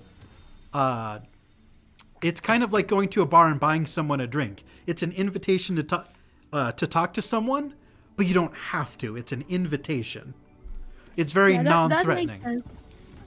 That makes sense. That sounds fun. I can't really relate. I have never seen anything like a lounge like that around here. I don't think that's very much a Brazil thing. So, like, let's say you don't normally have more private groups. So let's say you don't want to go to a tobacco lounge because you don't smoke. That's totally fine. You could go to a pool lounge, where everyone goes there to play pool. Well, obviously you need 2 people to play pool. So if you go to a pool hall and you buy a table, you're bound to meet some other person who came there alone who's just looking to meet people, and then you can play together. You're both there to play pool, but nobody plays pool in silence, so you're bound to start talking, get to know some new people who are into the same thing you are. Yeah, that makes sense. I don't know how often that happens here because people normally go to those places with someone. The closest I can think of is like when there's an amusement park, and a lot of people do go alone to amusement parks, and that's the closest I get. When I went to that expo, it was also an amusement park, and there were quite a bunch of different, or maybe an anime convention, but there are so few of those. It's gonna be like a handful of times a year at best. But even if I meet someone there, I mean, I don't see how that does much to me, because I just want someone to go exploring with. I don't want someone to talk with. The people here have a very different set of interests than mine most of the time. And I already have a very hard time finding people I can talk to on the internet. Over here, it seems even more difficult because very different interests. And I'm really not that interested in finding someone to talk to. Like, having one person to talk to is pretty much damn enough for me. I can't handle much more. I don't know if that's because of Asperger's that I have. I'm very, very picky about people and very, very, very selective about, in general, but especially about people. And I have a very limited amount of energy that I can give. Like, right now, I'm at my limit. I can't take more people. Right. That's not gonna happen. I don't have the energy. Oh, I need to revive you. I don't have the energy for that, and I don't really want other people to talk with. I have that covered. I just want someone I can relate to go exploring with. Sure. So it would maybe still the same thing. The easiest thing to do is just go hiking and hope I meet someone like-minded. That doesn't seem too impossible, but I don't want to count on that. I'm just gonna disappoint myself, and then I'll feel hurt over it. I don't want that. Understandable. I do want to talk to Drac real quick. He's in chat. It's like talking about going to a cafe. Yeah, Drac, a cafe is another great example. Another thing that doesn't exist here, oddly You don't have enough. cafes? No, we don't. What? Not like that. I mean, we have restaurants and places you go eat, but we don't really have many places where they have like this comfy vibe where you just go there to chill and have a coffee. We don't have many of those places. They're very practical oriented places. You go there, you eat, and you leave. You don't have like this whole place to hang out. That's not much of a thing. Oh, that's It's sad very to hear. practical. Cafes, I really like. There aren't very many of these. They're way more popular in places like Japan. But there was a what do you call them? I think you call them like a pop-up. I forget what the exact term is. A place that opens temporarily and then they close because and then they open up shop somewhere else. Oh, like a movable thing? Yeah. Yeah, there are a lot of those. There was a coffee shop that was on a truck. You know how like there's like sometimes like a hot truck or a food truck, right? Whoa. Yeah. That sounds super fun. So instead of like a food truck, they just served coffee, right? Mm-hmm. And this particular coffee truck that opened up in the middle of nowhere, like we never get these people in town, so it was super cool that they did. They had like a game theme. So if you went to the if you bought a coffee, you could play on the N64, and the N64 had 4 controllers. Nice. And they had a copy of Super Smash Bros. Right? Uh-huh. So I went there. I don't even like coffee, but I bought like a cappuccino just because I wanted to play the N64. But it was Smash Bros. You can't play that alone, so I had to wait for someone else to show up. So I had to keep buying friggin' cappuccinos. So I'm just sitting at this food truck buying coffee, waiting for someone else to show up. And finally someone did, and we must have sat at this stupid coffee shop buying overpriced cappuccinos just to play Super Smash Bros. With strangers. But it was so much fun. I wish they'd come back. They were taking this coffee truck and their N64 from like city to city. They were open for like a week and then move. I've never seen them since. That sounds very fun. I don't know. There's quite a few interesting stuff in this town that I don't know about, because outside of the internet life, you can consider me pretty much a hermit. I go to the supermarket. Yeah. And maybe I check for some event, which I kind of already know is there, and that's about it. If you ask me if there's a club or something else in town, I don't know, man. I don't know. I just don't. I really don't know about this type of thing. Maybe there is. Maybe there is more stuff like that. I don't go to it. If there is somewhere there are people in it, I don't go there. That's just. I don't really go anywhere with people. I like going to places that there aren't people to see the sights and stuff.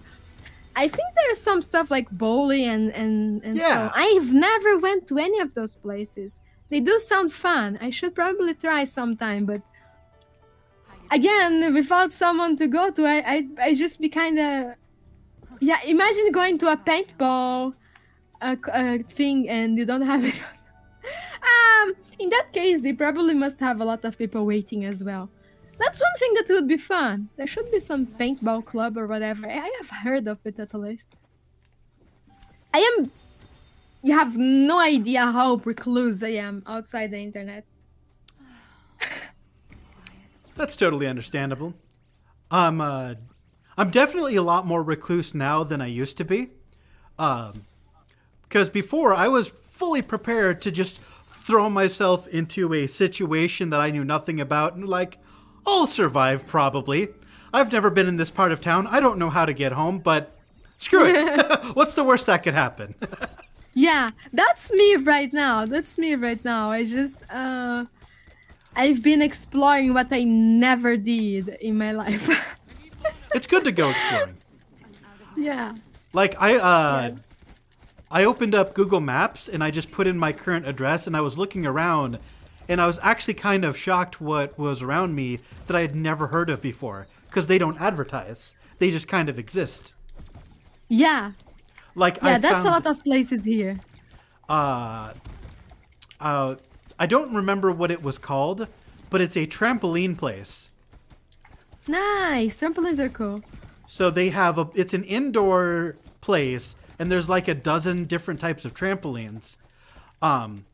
It's mostly oriented towards like kids where they go around and they can jump up and down and go wild. But it's kind of a shame that it's meant for kids because I want to go there. But all the trampolines are like kid sized. And it's like, I'm an adult and I want to jump on a trampoline. Why is this for kids? Same. Most of them are limited to kids. It's so annoying. I want to go to one, but most of them are always. You know what? Another thing that I think there may be around here, because I believe there's quite a bit of like entertainment places. This city has a very decent amount of them. I just don't know them and never went to them, but I would sometimes hear. Another thing, like those climbing places. Yeah. Where you have, yeah, those sound fun as well. Yeah, you should go. Like a rock wall, like rock climbing? Yeah. I've Those done sound that fun. before. It's so much fun. You should go. You'd love it. You really get to test yourself and how like flexible and agile you are. If you're super lightweight, like if you're like 130 pounds or less, you're going to have a much easier time than someone like me who's a lot heavier because it's less strain on your fingers. People who are really skinny do really well at like rock climbing because they just they just move really freely. I think you would have a lot of fun rock climbing. It's so much fun. It does sound that way. I was climbing some random trees last time I went out, like just for the fucking sake of it, just to do something different. Yeah, this is the type of shit that I like to do. Physical activity, doing random shit.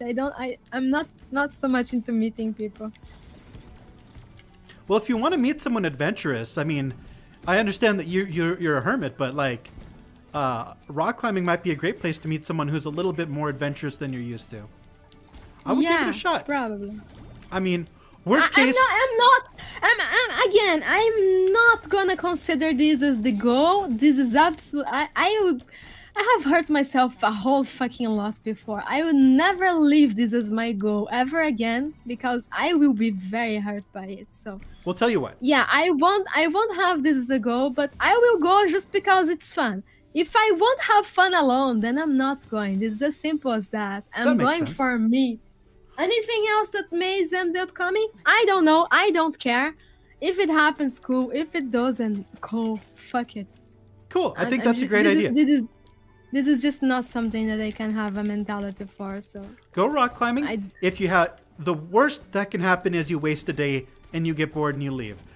You know what? You might just have fun rock climbing and you might not meet anyone. That's totally fine. Or you might meet someone cool and adventurous and you make a new friend. And if so, that's cool. If not, that's fine. Yeah. I'm sorry. I just Yeah, this is just something that kind of upsets me a little. I'm talking to Drac Taimatsu in the chat, and he says that he used to have fun rock climbing too. It's a lot of fun. I think sometimes you. I'm talking to both of you actually, both Drac and Lith. Sometimes forcing yourself and giving yourself a reason to go out is good for you, even if you like being alone. Because if you're really bored and you force yourself to go out, it might be stressful, but there's also a chance you might end up finding something that you enjoy doing, and you might meet someone. So I think Yeah, it's good for this. I like going out. I just don't care about the meeting people part. That's totally fine. Because at the end of the day, I think what upsets me about this is that this is something I consider my personal space very personal. Sure. And unless someone is very close to me, I don't want them around me. I tolerate them. Like, I can go to those places, meet some stranger, talk to them, have fun with them, no worries. I can see that happening. That happens frequently here. I go out, I meet some dude talking about some random shit. I even talk to people on the street. I'm not like... I don't isolate myself that much. I talk to people, but they're a stranger. I talk to them like a stranger. I have fun with them as if they are a stranger. Going adventuring is not something I would want to do with a stranger. It would be something I would want to do with someone that's close to me. Because I would not fucking trust to, I don't know, spend a night in a camp with someone if I didn't trust them. And that is not gonna happen unless they're like a close friend. I'm not gonna do that with anyone else. So that's why it upsets me, because I'm not just gonna find a close friend going out there, as weird and specific as I am about what type of person that has to be. It could happen, sure, but it's very unlikely. And it's just I'm very weird about that in this respect. I don't know how to explain it. So do you have anyone super close to you? Only you. Ah. So you're kind of stuck in a situation where, like, the things you want to do, you would only want to do with a close friend, but you can't really meet a close friend if you don't go out and do those things. So you're kind of in a self-defeating cycle. No, that's not what I mean. I mean, I'm not gonna count on it happening. I just don't count on it. I That's just fine. go out for myself. Yeah. I'm gonna go out for myself. I'm not gonna count on there being anyone, and I'm not gonna try to find anyone because I know it's unlikely to happen. It's just self-defeating to try to find it and then just fail and hurt myself over it. So I'm just not gonna try. I'm not gonna expect anything. That's I'm fine. just I'm not trying to just like gonna pressure have- you into doing anything you don't want to do. You don't have to expect anything. That's totally fine. You're 100% valid in how you feel, and I don't want to pressure you to do anything you don't want to. That's not what I was saying. Yeah, I understand it. I understand it. I'm just trying to explain how I feel about this. Like, it's just not something I can do. I understand people would do it, but I can't. I will still go out. I love going out. Even on my own, it's fun. I actually was just thinking that it's winter now and there's gonna be many very sunny, lovely days. I wanna grab some food, pick up my bike, and go hiking somewhere. It's a lovely week for that. It should be fun. Hello there, new face. I am Taurus. So that's my next week. Going hiking. That sounds like fun. I hope you have fun. We have one job. Unfortunately, Drax says, I like walking and adventuring, but I'm lazy. Yeah. You don't like it that much. You just kinda like it.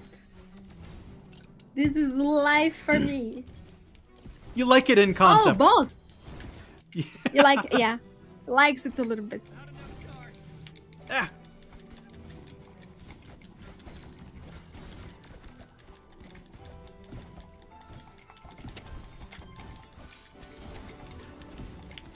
Boss battle mode. Furious button mashing. Oh. Pew. Oh no no no no no. Oh no. He's kicking my ass. I must defeat him. Stop teleporting, you dork. Stop teleporting. Stop teleporting. Stand here and fight me like a man. Ah. I don't have it. I am gonna die. Oh fuck. You have an. Oh fuck. I'm not even gonna get. No. Oh Not no. even. Oh. We didn't even get like half his HP. He was hard.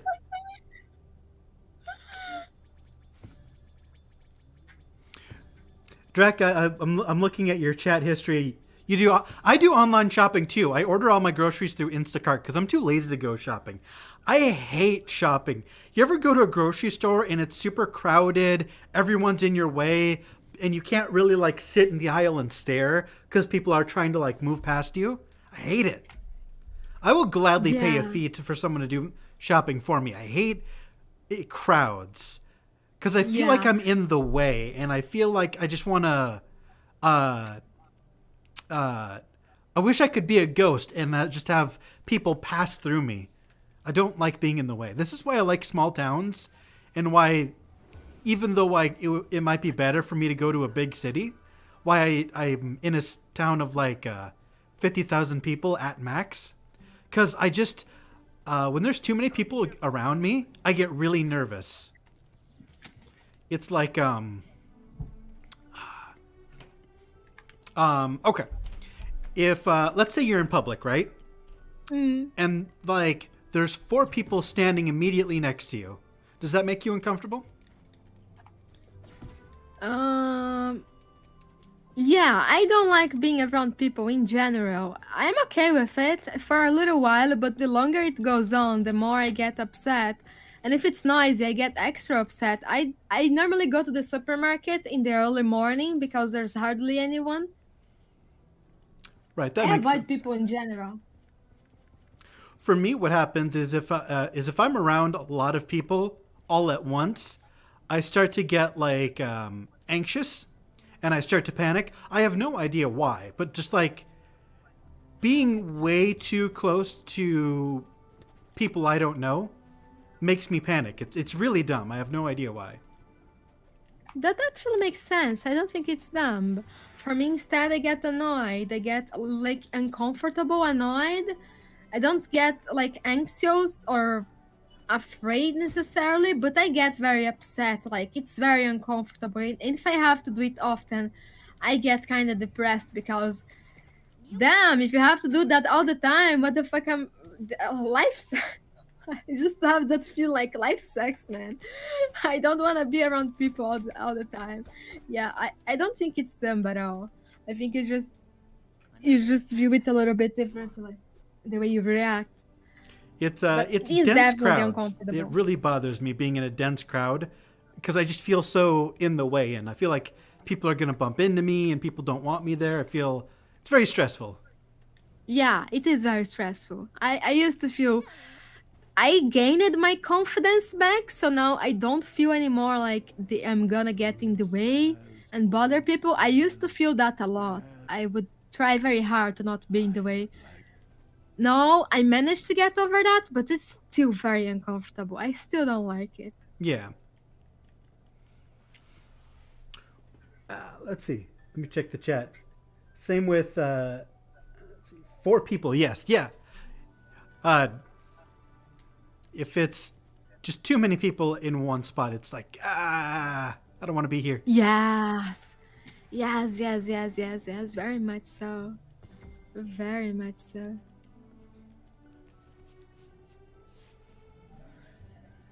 Okay. Oh gosh. That's having a very low sociopath. I don't know what you wanna call it. I just Love taking a stroll here. my I don't know if my aunt was like, "Oh, go out more and go work somewhere. It's gonna be good for you." I'm just like, I have to see people all the time, all day for like 7 hours a day, every day. Oh hell no! Fuck no, fucking hell no.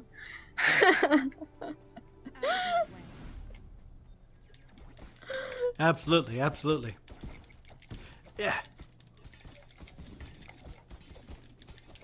It's so weird because like a big crowd makes me anxious, but like going to a place with like total strangers, so long as there's like a goal or like something that we're all there to do, for some reason that makes it way easier. Because like if I'm just at a store, I'm in the way. But if like I'm going to like a rock climbing gym, everyone's there to rock climb.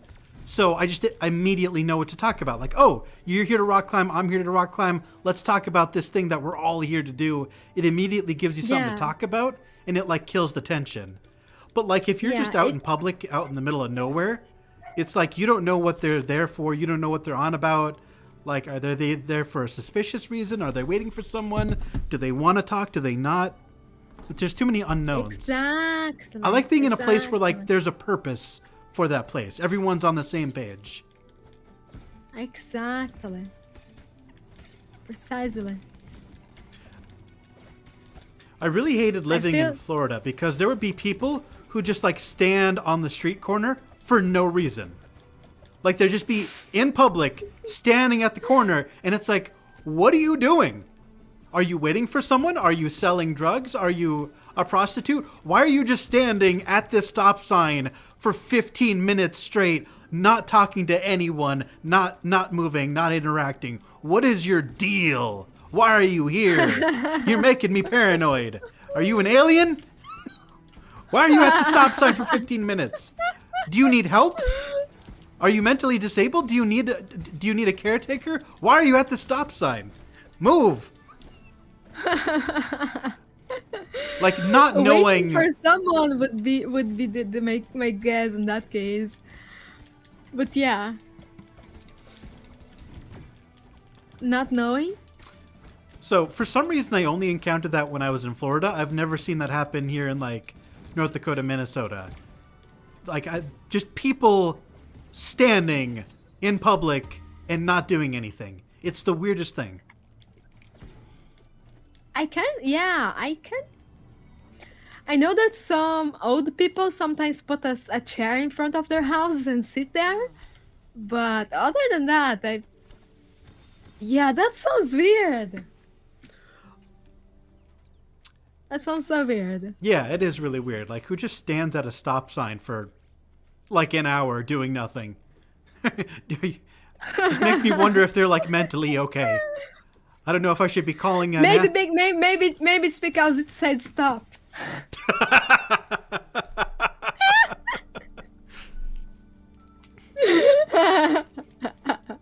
So they stopped.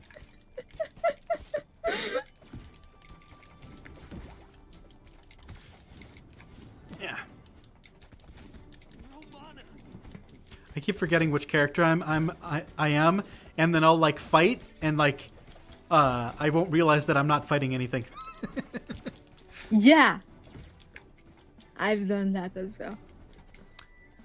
Let's see.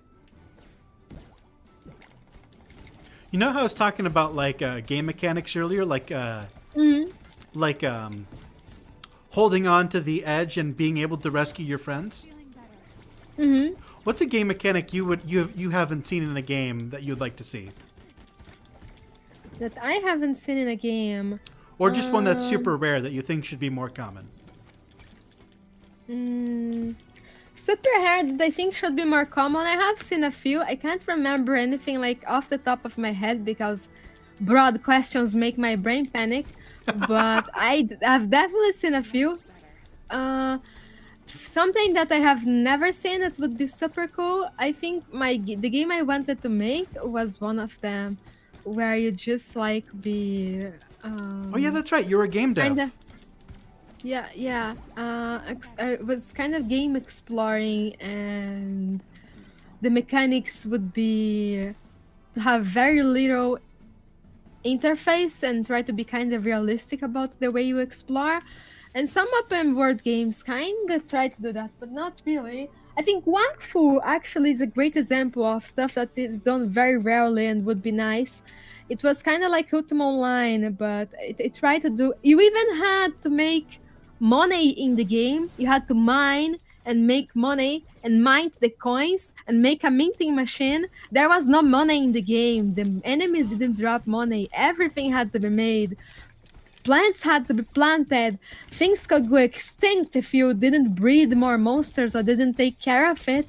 Plants could go extinct, and if you harvested too many of them, I think that type of like everything matters is super cool. There was weather. You had to mind where you planted your stuff, which weather it was.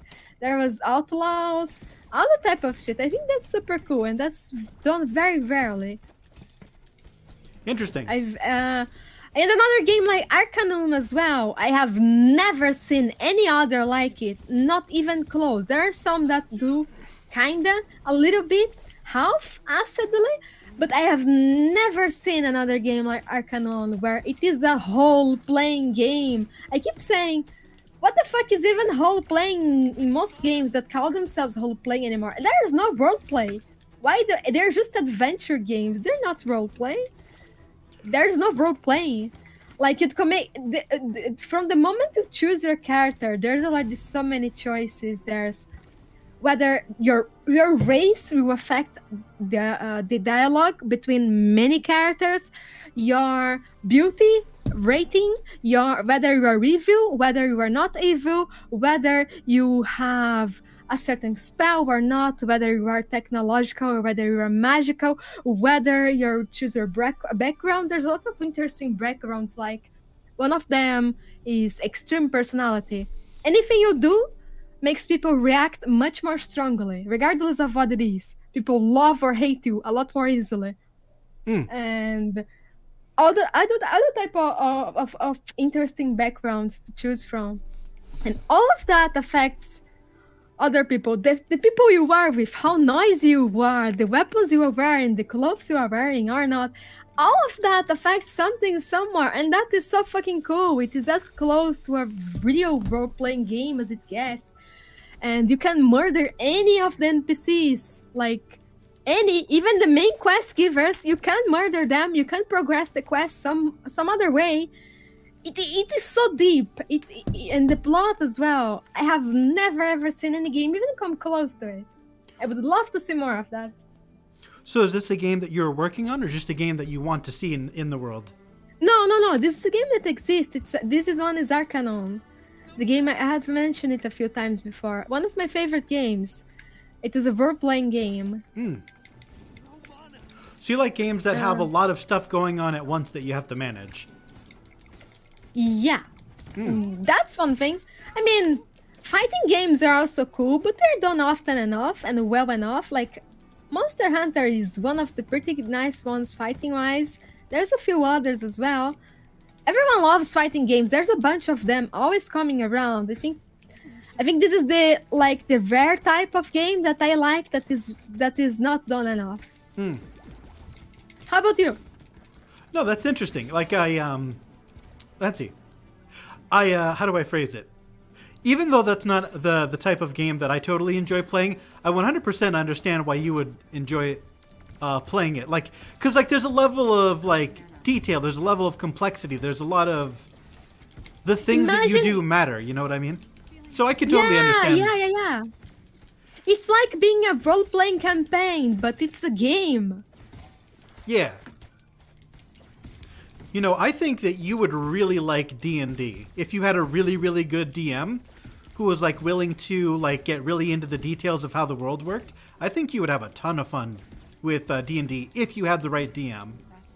Yes, exactly. I had so much fun in the ones you did. There was a lot of fun. I mean, to me that's perfect because I don't want to stress the mechanics and shit. I just want to roleplay. That's the really fun part. There's one of the players I had when I played D&D really liked to get really into how the world worked and get really into I'm losing my train of thought because I'm trying to read chat and talk at the same time. So in the game, I said that you could you could hire minions, right?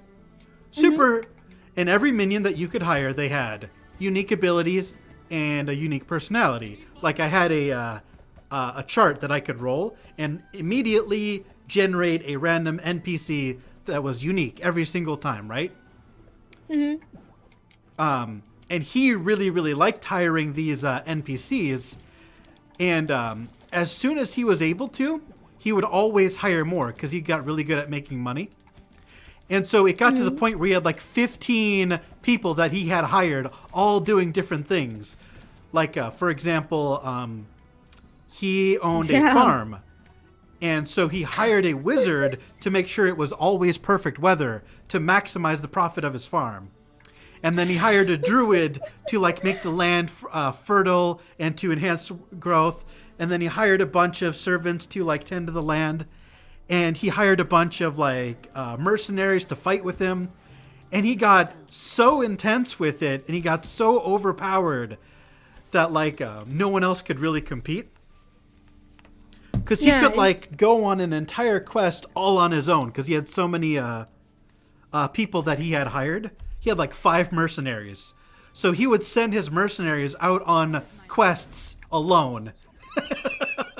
So it's like, oh, that quest on the board to go clear out the dungeon? Yeah, I'm just going to have all of my minions clear out that dungeon. They should be able to handle it.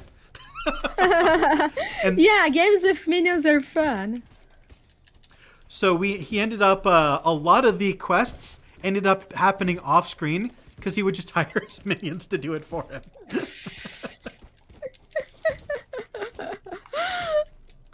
I mean, in a D&D setting, that's fair enough. That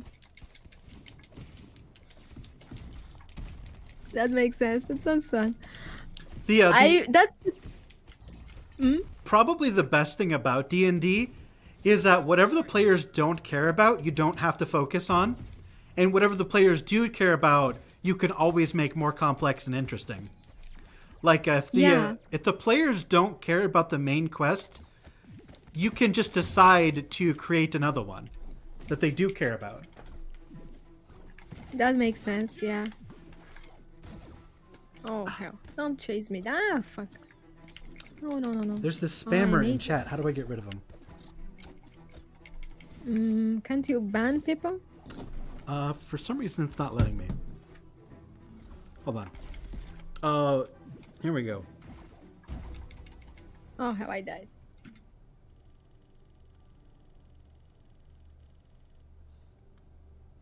Hide user on this channel. There we go.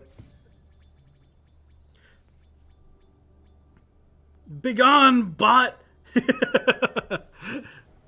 Sorry about that, Drac. I couldn't figure out how to ban the bot. There's some guy in chat advertising this game or whatever. I don't know what he was talking about.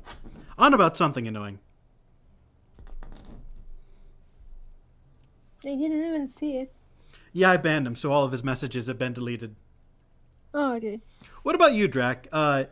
What game mechanic do you want to see more often? You games? Yeah.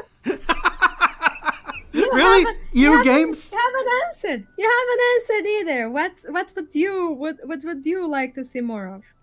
I want more co-op games or multiplayer games where you interact with the other person. Like the game we're playing right now. We fight together, but we don't interact with each other. We don't heal each other. We don't high-five each other. We don't give each other boosts. There's no support mechanic. I want a game where instead of having a support character where you have to intentionally pick a healer to support your friends, everyone supports. Everyone has a support ability. Yeah. That sounds super fun. And you know that's the thing that I think that would be another one that's quite unique. And that's why I love Dofus so much. There's like 12 classes, right? Mm-hmm. And there's sometimes boss fights where, I mean, there's many ways to beat the boss, but you need, let's say, some way to damage him, or he does a specific attack or some sort. And you need to get around that. And there's a number of ways you can, but normally you need, as varied as your party is better, because then you have a lot of support abilities. Like, for example, there's the panda, and the panda can pick people up and throw them. And there's, say, the Sacrier, which is like a masochist, and he's like a kind of a tank, and he can pull people and trade places with them and sacrifice himself in their place. There's the Aniripsa, which is like classic healer. There's like the Ekaflip, which is a gambler, and he also helps. There's like so many unique mechanics. Every single class helps each other out in some way. And when you are playing, you invariably need to like, let's say you have an Isram that plays traps, and you need to time that out with your friends. Like, if someone is moving somewhere, you don't want to place a trap. You always need to be working out together what you're gonna do. And the more varied your party is, the game benefits that. So Yeah. the crazy builds people want to make, they can make all the crazy builds they want. The game rewards that, and people like that. They find fun with that. So the entire game is like kind of this huge co-op mashup, and I love that. It is so rare. People tend to make, oh, I'll make this class, and the next one is exactly the same, but with a slightly different flavor. They have 12 classes, and all of them are completely different. They play completely different from each other, and that is so fucking awesome. It's perfect for interacting with others as well. I think that's so cool.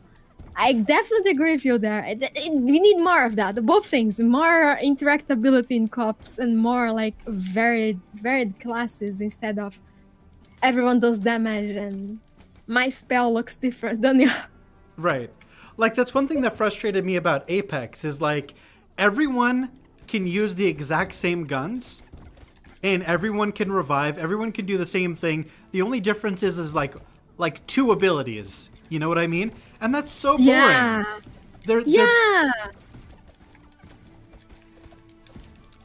So when I do play a multiplayer game, I prefer games like Overwatch, where, like, picking a different character, it doesn't just change your ability, it changes your weapon, it changes your health, it changes your armor, it changes everything.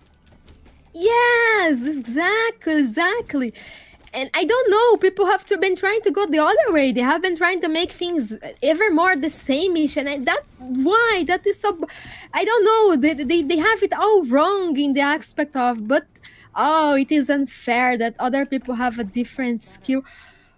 Just make them collaborate. Just make them have to help each other. Make something where being different is not a punishment, and just let people have fun with whatever the fuck they want to do. Like, someone wants to heal, great. Someone wants to teleport and throw people, great. Someone wants... There's the entire class that's focused on getting loot. Right. That's one thing I really liked about D&D is, like, even if you picked a class that normally wasn't a magic person or a support person, you could always get items and make yourself support or make yourself magic. Like, there's no reason a fighter can't get a magic staff that shoots firebolts or healing or whatever. Like, you could just... Yeah. There's so many options. There's no limits. Yes, exactly. And my favorite D&D campaigns are where the party isn't balanced, where it's totally wild and random and everyone is doing whatever they want. Because, like, you don't need to have a perfect party. I'm the DM. I will change it so it works. I won't throw challenges at you that you can't beat to punish you. That doesn't make sense. I will... Precisely. Let's see. I'm checking on what Drac has to say. I love where befriending and romancing characters on the side actually changes stuff in the game, from small stuff like buffs to massive, like even changing the story. Makes the world feel different. Yeah. I think it's Mass Effect that does that really well. I haven't played it, but I've heard good things about it. Have you played Mass Effect, Drac? Yeah, Mass Effect has that. Mass Effect, the only game that I have seen that also does a little bit of what Arcanum does, to a much lesser extent, but it still does it rather well. It's like one of the few games out there that do it, like the role-playing and having all of that. I mean, it's a really nice game. Feeling better. What game do you think does relationships the best? Relationships, like, you mean between characters? Yeah. I think Dofus, no questions asked. So for me, the game that does relationships the best, the absolute best, Oh, hands down, has got to be the Persona series. I played Persona 4. right. I misunderstood the questions, but finish your answer. I'll come on later. So in Persona 4, there's this a little girl. She has no friends, and she lives at home with a single dad, right? All she does is sit at home all day and watch TV. She's super bored and she's super lonely, and all she wants is a friend. And the story gives you absolutely no reason to talk to her. But if you do talk to her and you do be your friend, you not only do you have a really interesting storyline where you meet this really interesting character that really just wants to have a friend and be loved, she grants you access to certain types of so in the game you can like collect monsters, right? The stronger your relationship with her, the more powerful your monsters of a certain type will be. So I can't think of what her domain is, but like you know tarot cards, right? You know how like there's like a death domain, there's like a hierophant, there's a jester, all those different characters? Not really, but that makes sense. Basically, there's just different types of monsters, and if you build relationships in the game, those monsters are stronger. So if you really like a certain type of monster, you need to build certain types of relationships. Whatever you do in the real world affects the magical world in a big way. And I really think that it's cool that like you get to meet these really interesting people, build these really cool relationships, and they directly affect how you fight in the game. Yeah. Yeah. That does sound very fun.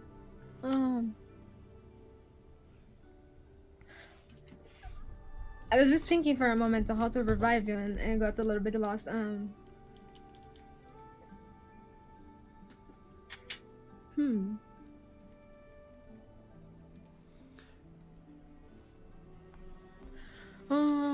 I think you would like Persona. Yeah, I think I'm not sure if I have it as a free game on the Vita or not, but it does sound interesting. Games that have relationship the best. I don't know. It seems like you really do like Doofus. You've talked about it like a dozen times. I do. I'm a fucking applying to be their community manager, and I'm so sad that I may not. Like, I had the chance, I got offered the job to be Wakfu, which is basically their other game, community manager once, and I still feel sad that I didn't take the chance, and I'm just hoping like, hey, you guys offered me the job once.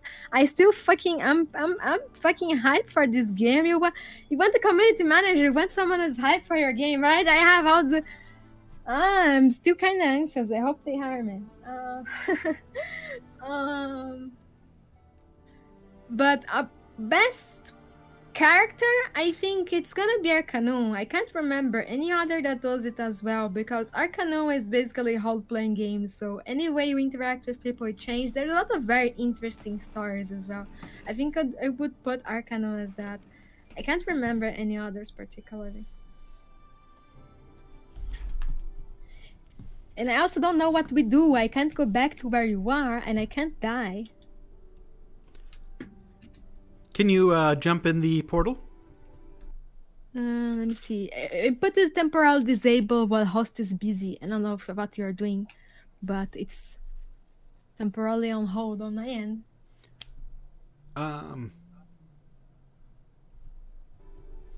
So walk over to the right and hold the R1. No, I can't. I think only you can do that. Oh, maybe? Okay. Press and hold. Maybe? Oh, okay, there we go. I'm looking at chat. Drax says that he wanted to start streaming to actually have an incentive to play some games. It is a good incentive to play games you otherwise wouldn't have a reason to get around to. It is kind of nice to play games while streaming, because then you've got that like chat interaction. It's sometimes hard to find time to play games. So being a streamer definitely forces me to make time to play games that I want to play. For me, that's what I am. That's why I'm making videos and I focus more on games I like, because it does force me to like have a reason to record everything and then edit it later, like to have this summary of games and stuff like that. I think it really does. Otherwise, I'd have.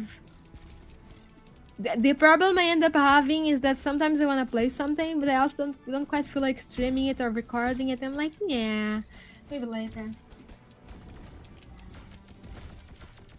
No more mana. There we are, and you're back. Yeah, thank you. Yeah. Oh, I'm dead. Oh. There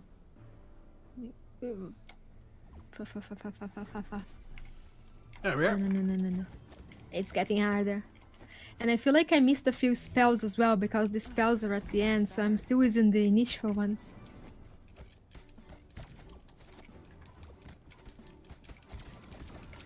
I need to focus more on the next one that appears. I think before I enter the portal.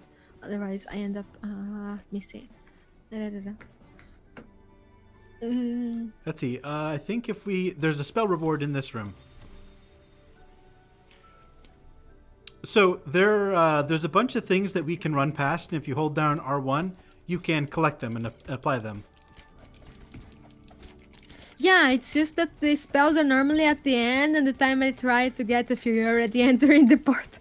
Press R2 on your controller. You have a healing crystal, and you're low on health. So if you press the right trigger, yeah, there you go. Yeah. Much better.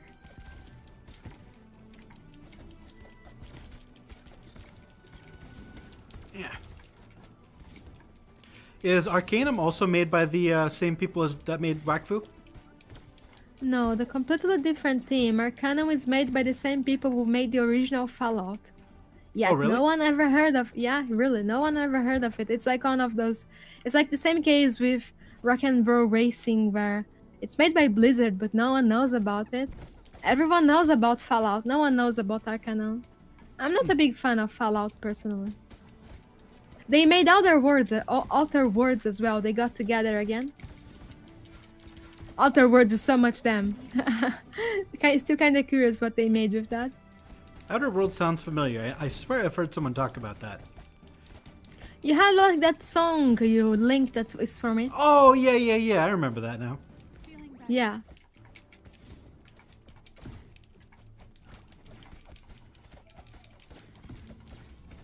Arcanum also has kind of a deep plot like that, complaining about society. Do you mind spoilers? Oh, I'm not going to play it. Spoil away. The ending boss is like you start this plot like this crazy dude. You crash on a zeppelin. It catches fire. You're the only survivor. You meet this crazy religious dude that thinks you're the chosen one, and you don't believe it. You have most options of dialogue go like, you can either choose to go along with it, or you can choose to go, this is bullshit. So You wanted a spell, right? It's right here. yeah. Hang on. Which button to click back? You have to assign it to a slot so you can use it. Yeah. I'm just not. It's not. Which button? I'm pressing a button. It's not. Nothing is happening. It still shows empty as a lot. So if you look on the right, no, go over there again. Look at the right-hand side of your screen. It'll show you what buttons do what. Like preview Okay. spell, salvage for quartz. So preview spell. Okay. So if that's a spell that you want, then equip it. So press A to confirm spell swap. That's not A. What button is A? Oh, hit it again. Wait, Do it again. A is X. Do it again. Okay. Oh, you just converted them all to crystals. Okay. But fucking shit. You equipped it Ah. and then you unequipped it. Yeah. I wish they would just show you which, like, when they show the little controller and point at which button it is, because when they say RB, I'm like, which one? Fucking hell.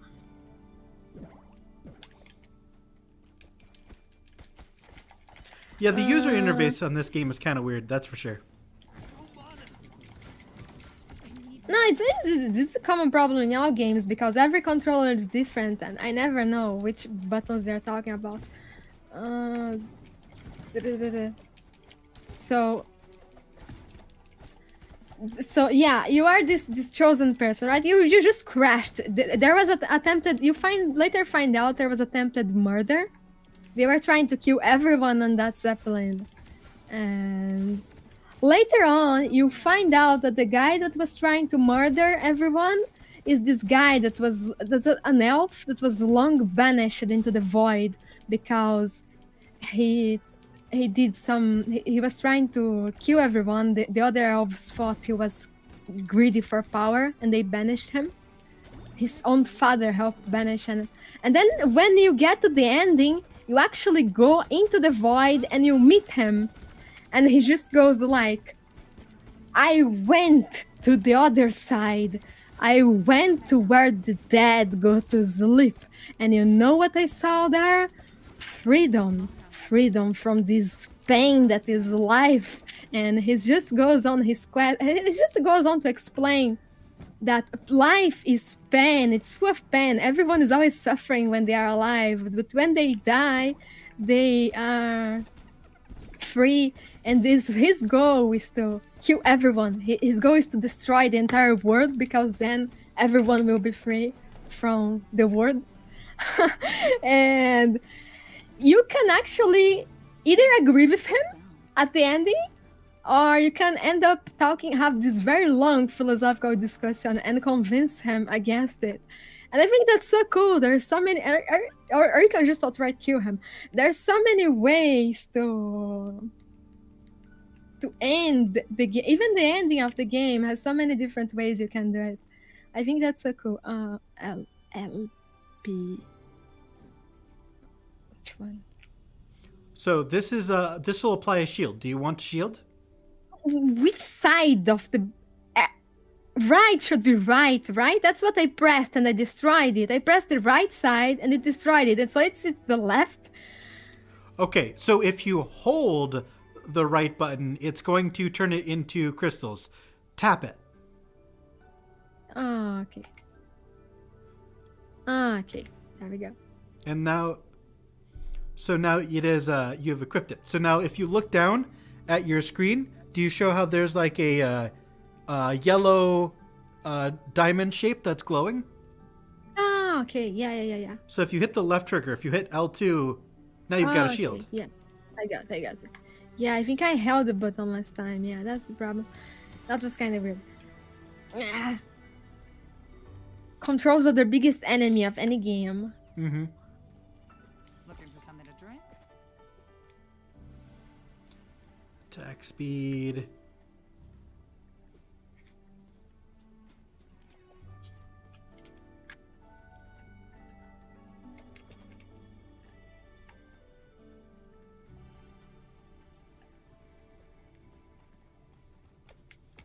She knows her job. This is delicious. Okay.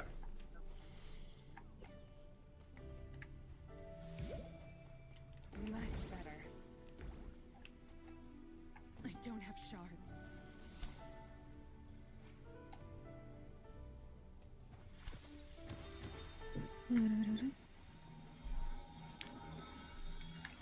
All right, I think the next time we die, we'll end the stream.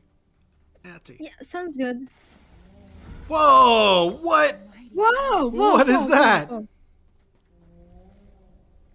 It looks like a turtle.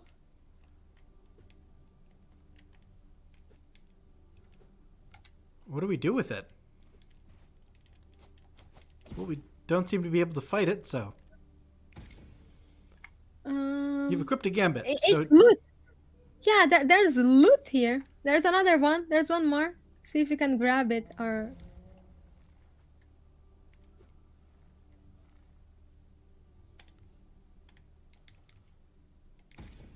There we go. Hi, friend. Oh! All this time I was looking on the left side and was wondering why it didn't match with my healing crystal. Quartz reward or keys? All right, keys.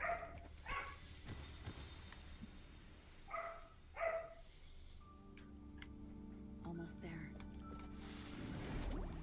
So sweet.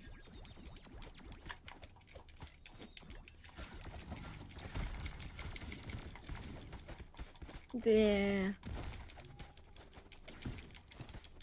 Feeling better.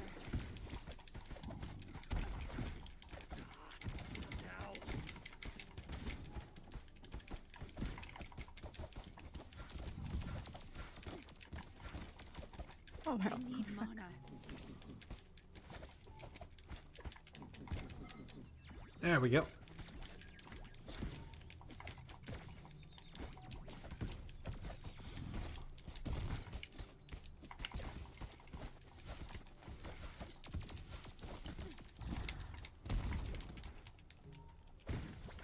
No more mana.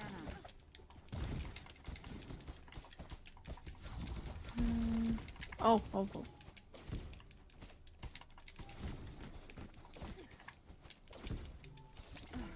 That's better. Ah! I jumped right into the attack. Yeah, There we same. go. Same. Halfway into the jump, I was like, oh shit. We're making a lot of progress this round. We're getting better. Yes.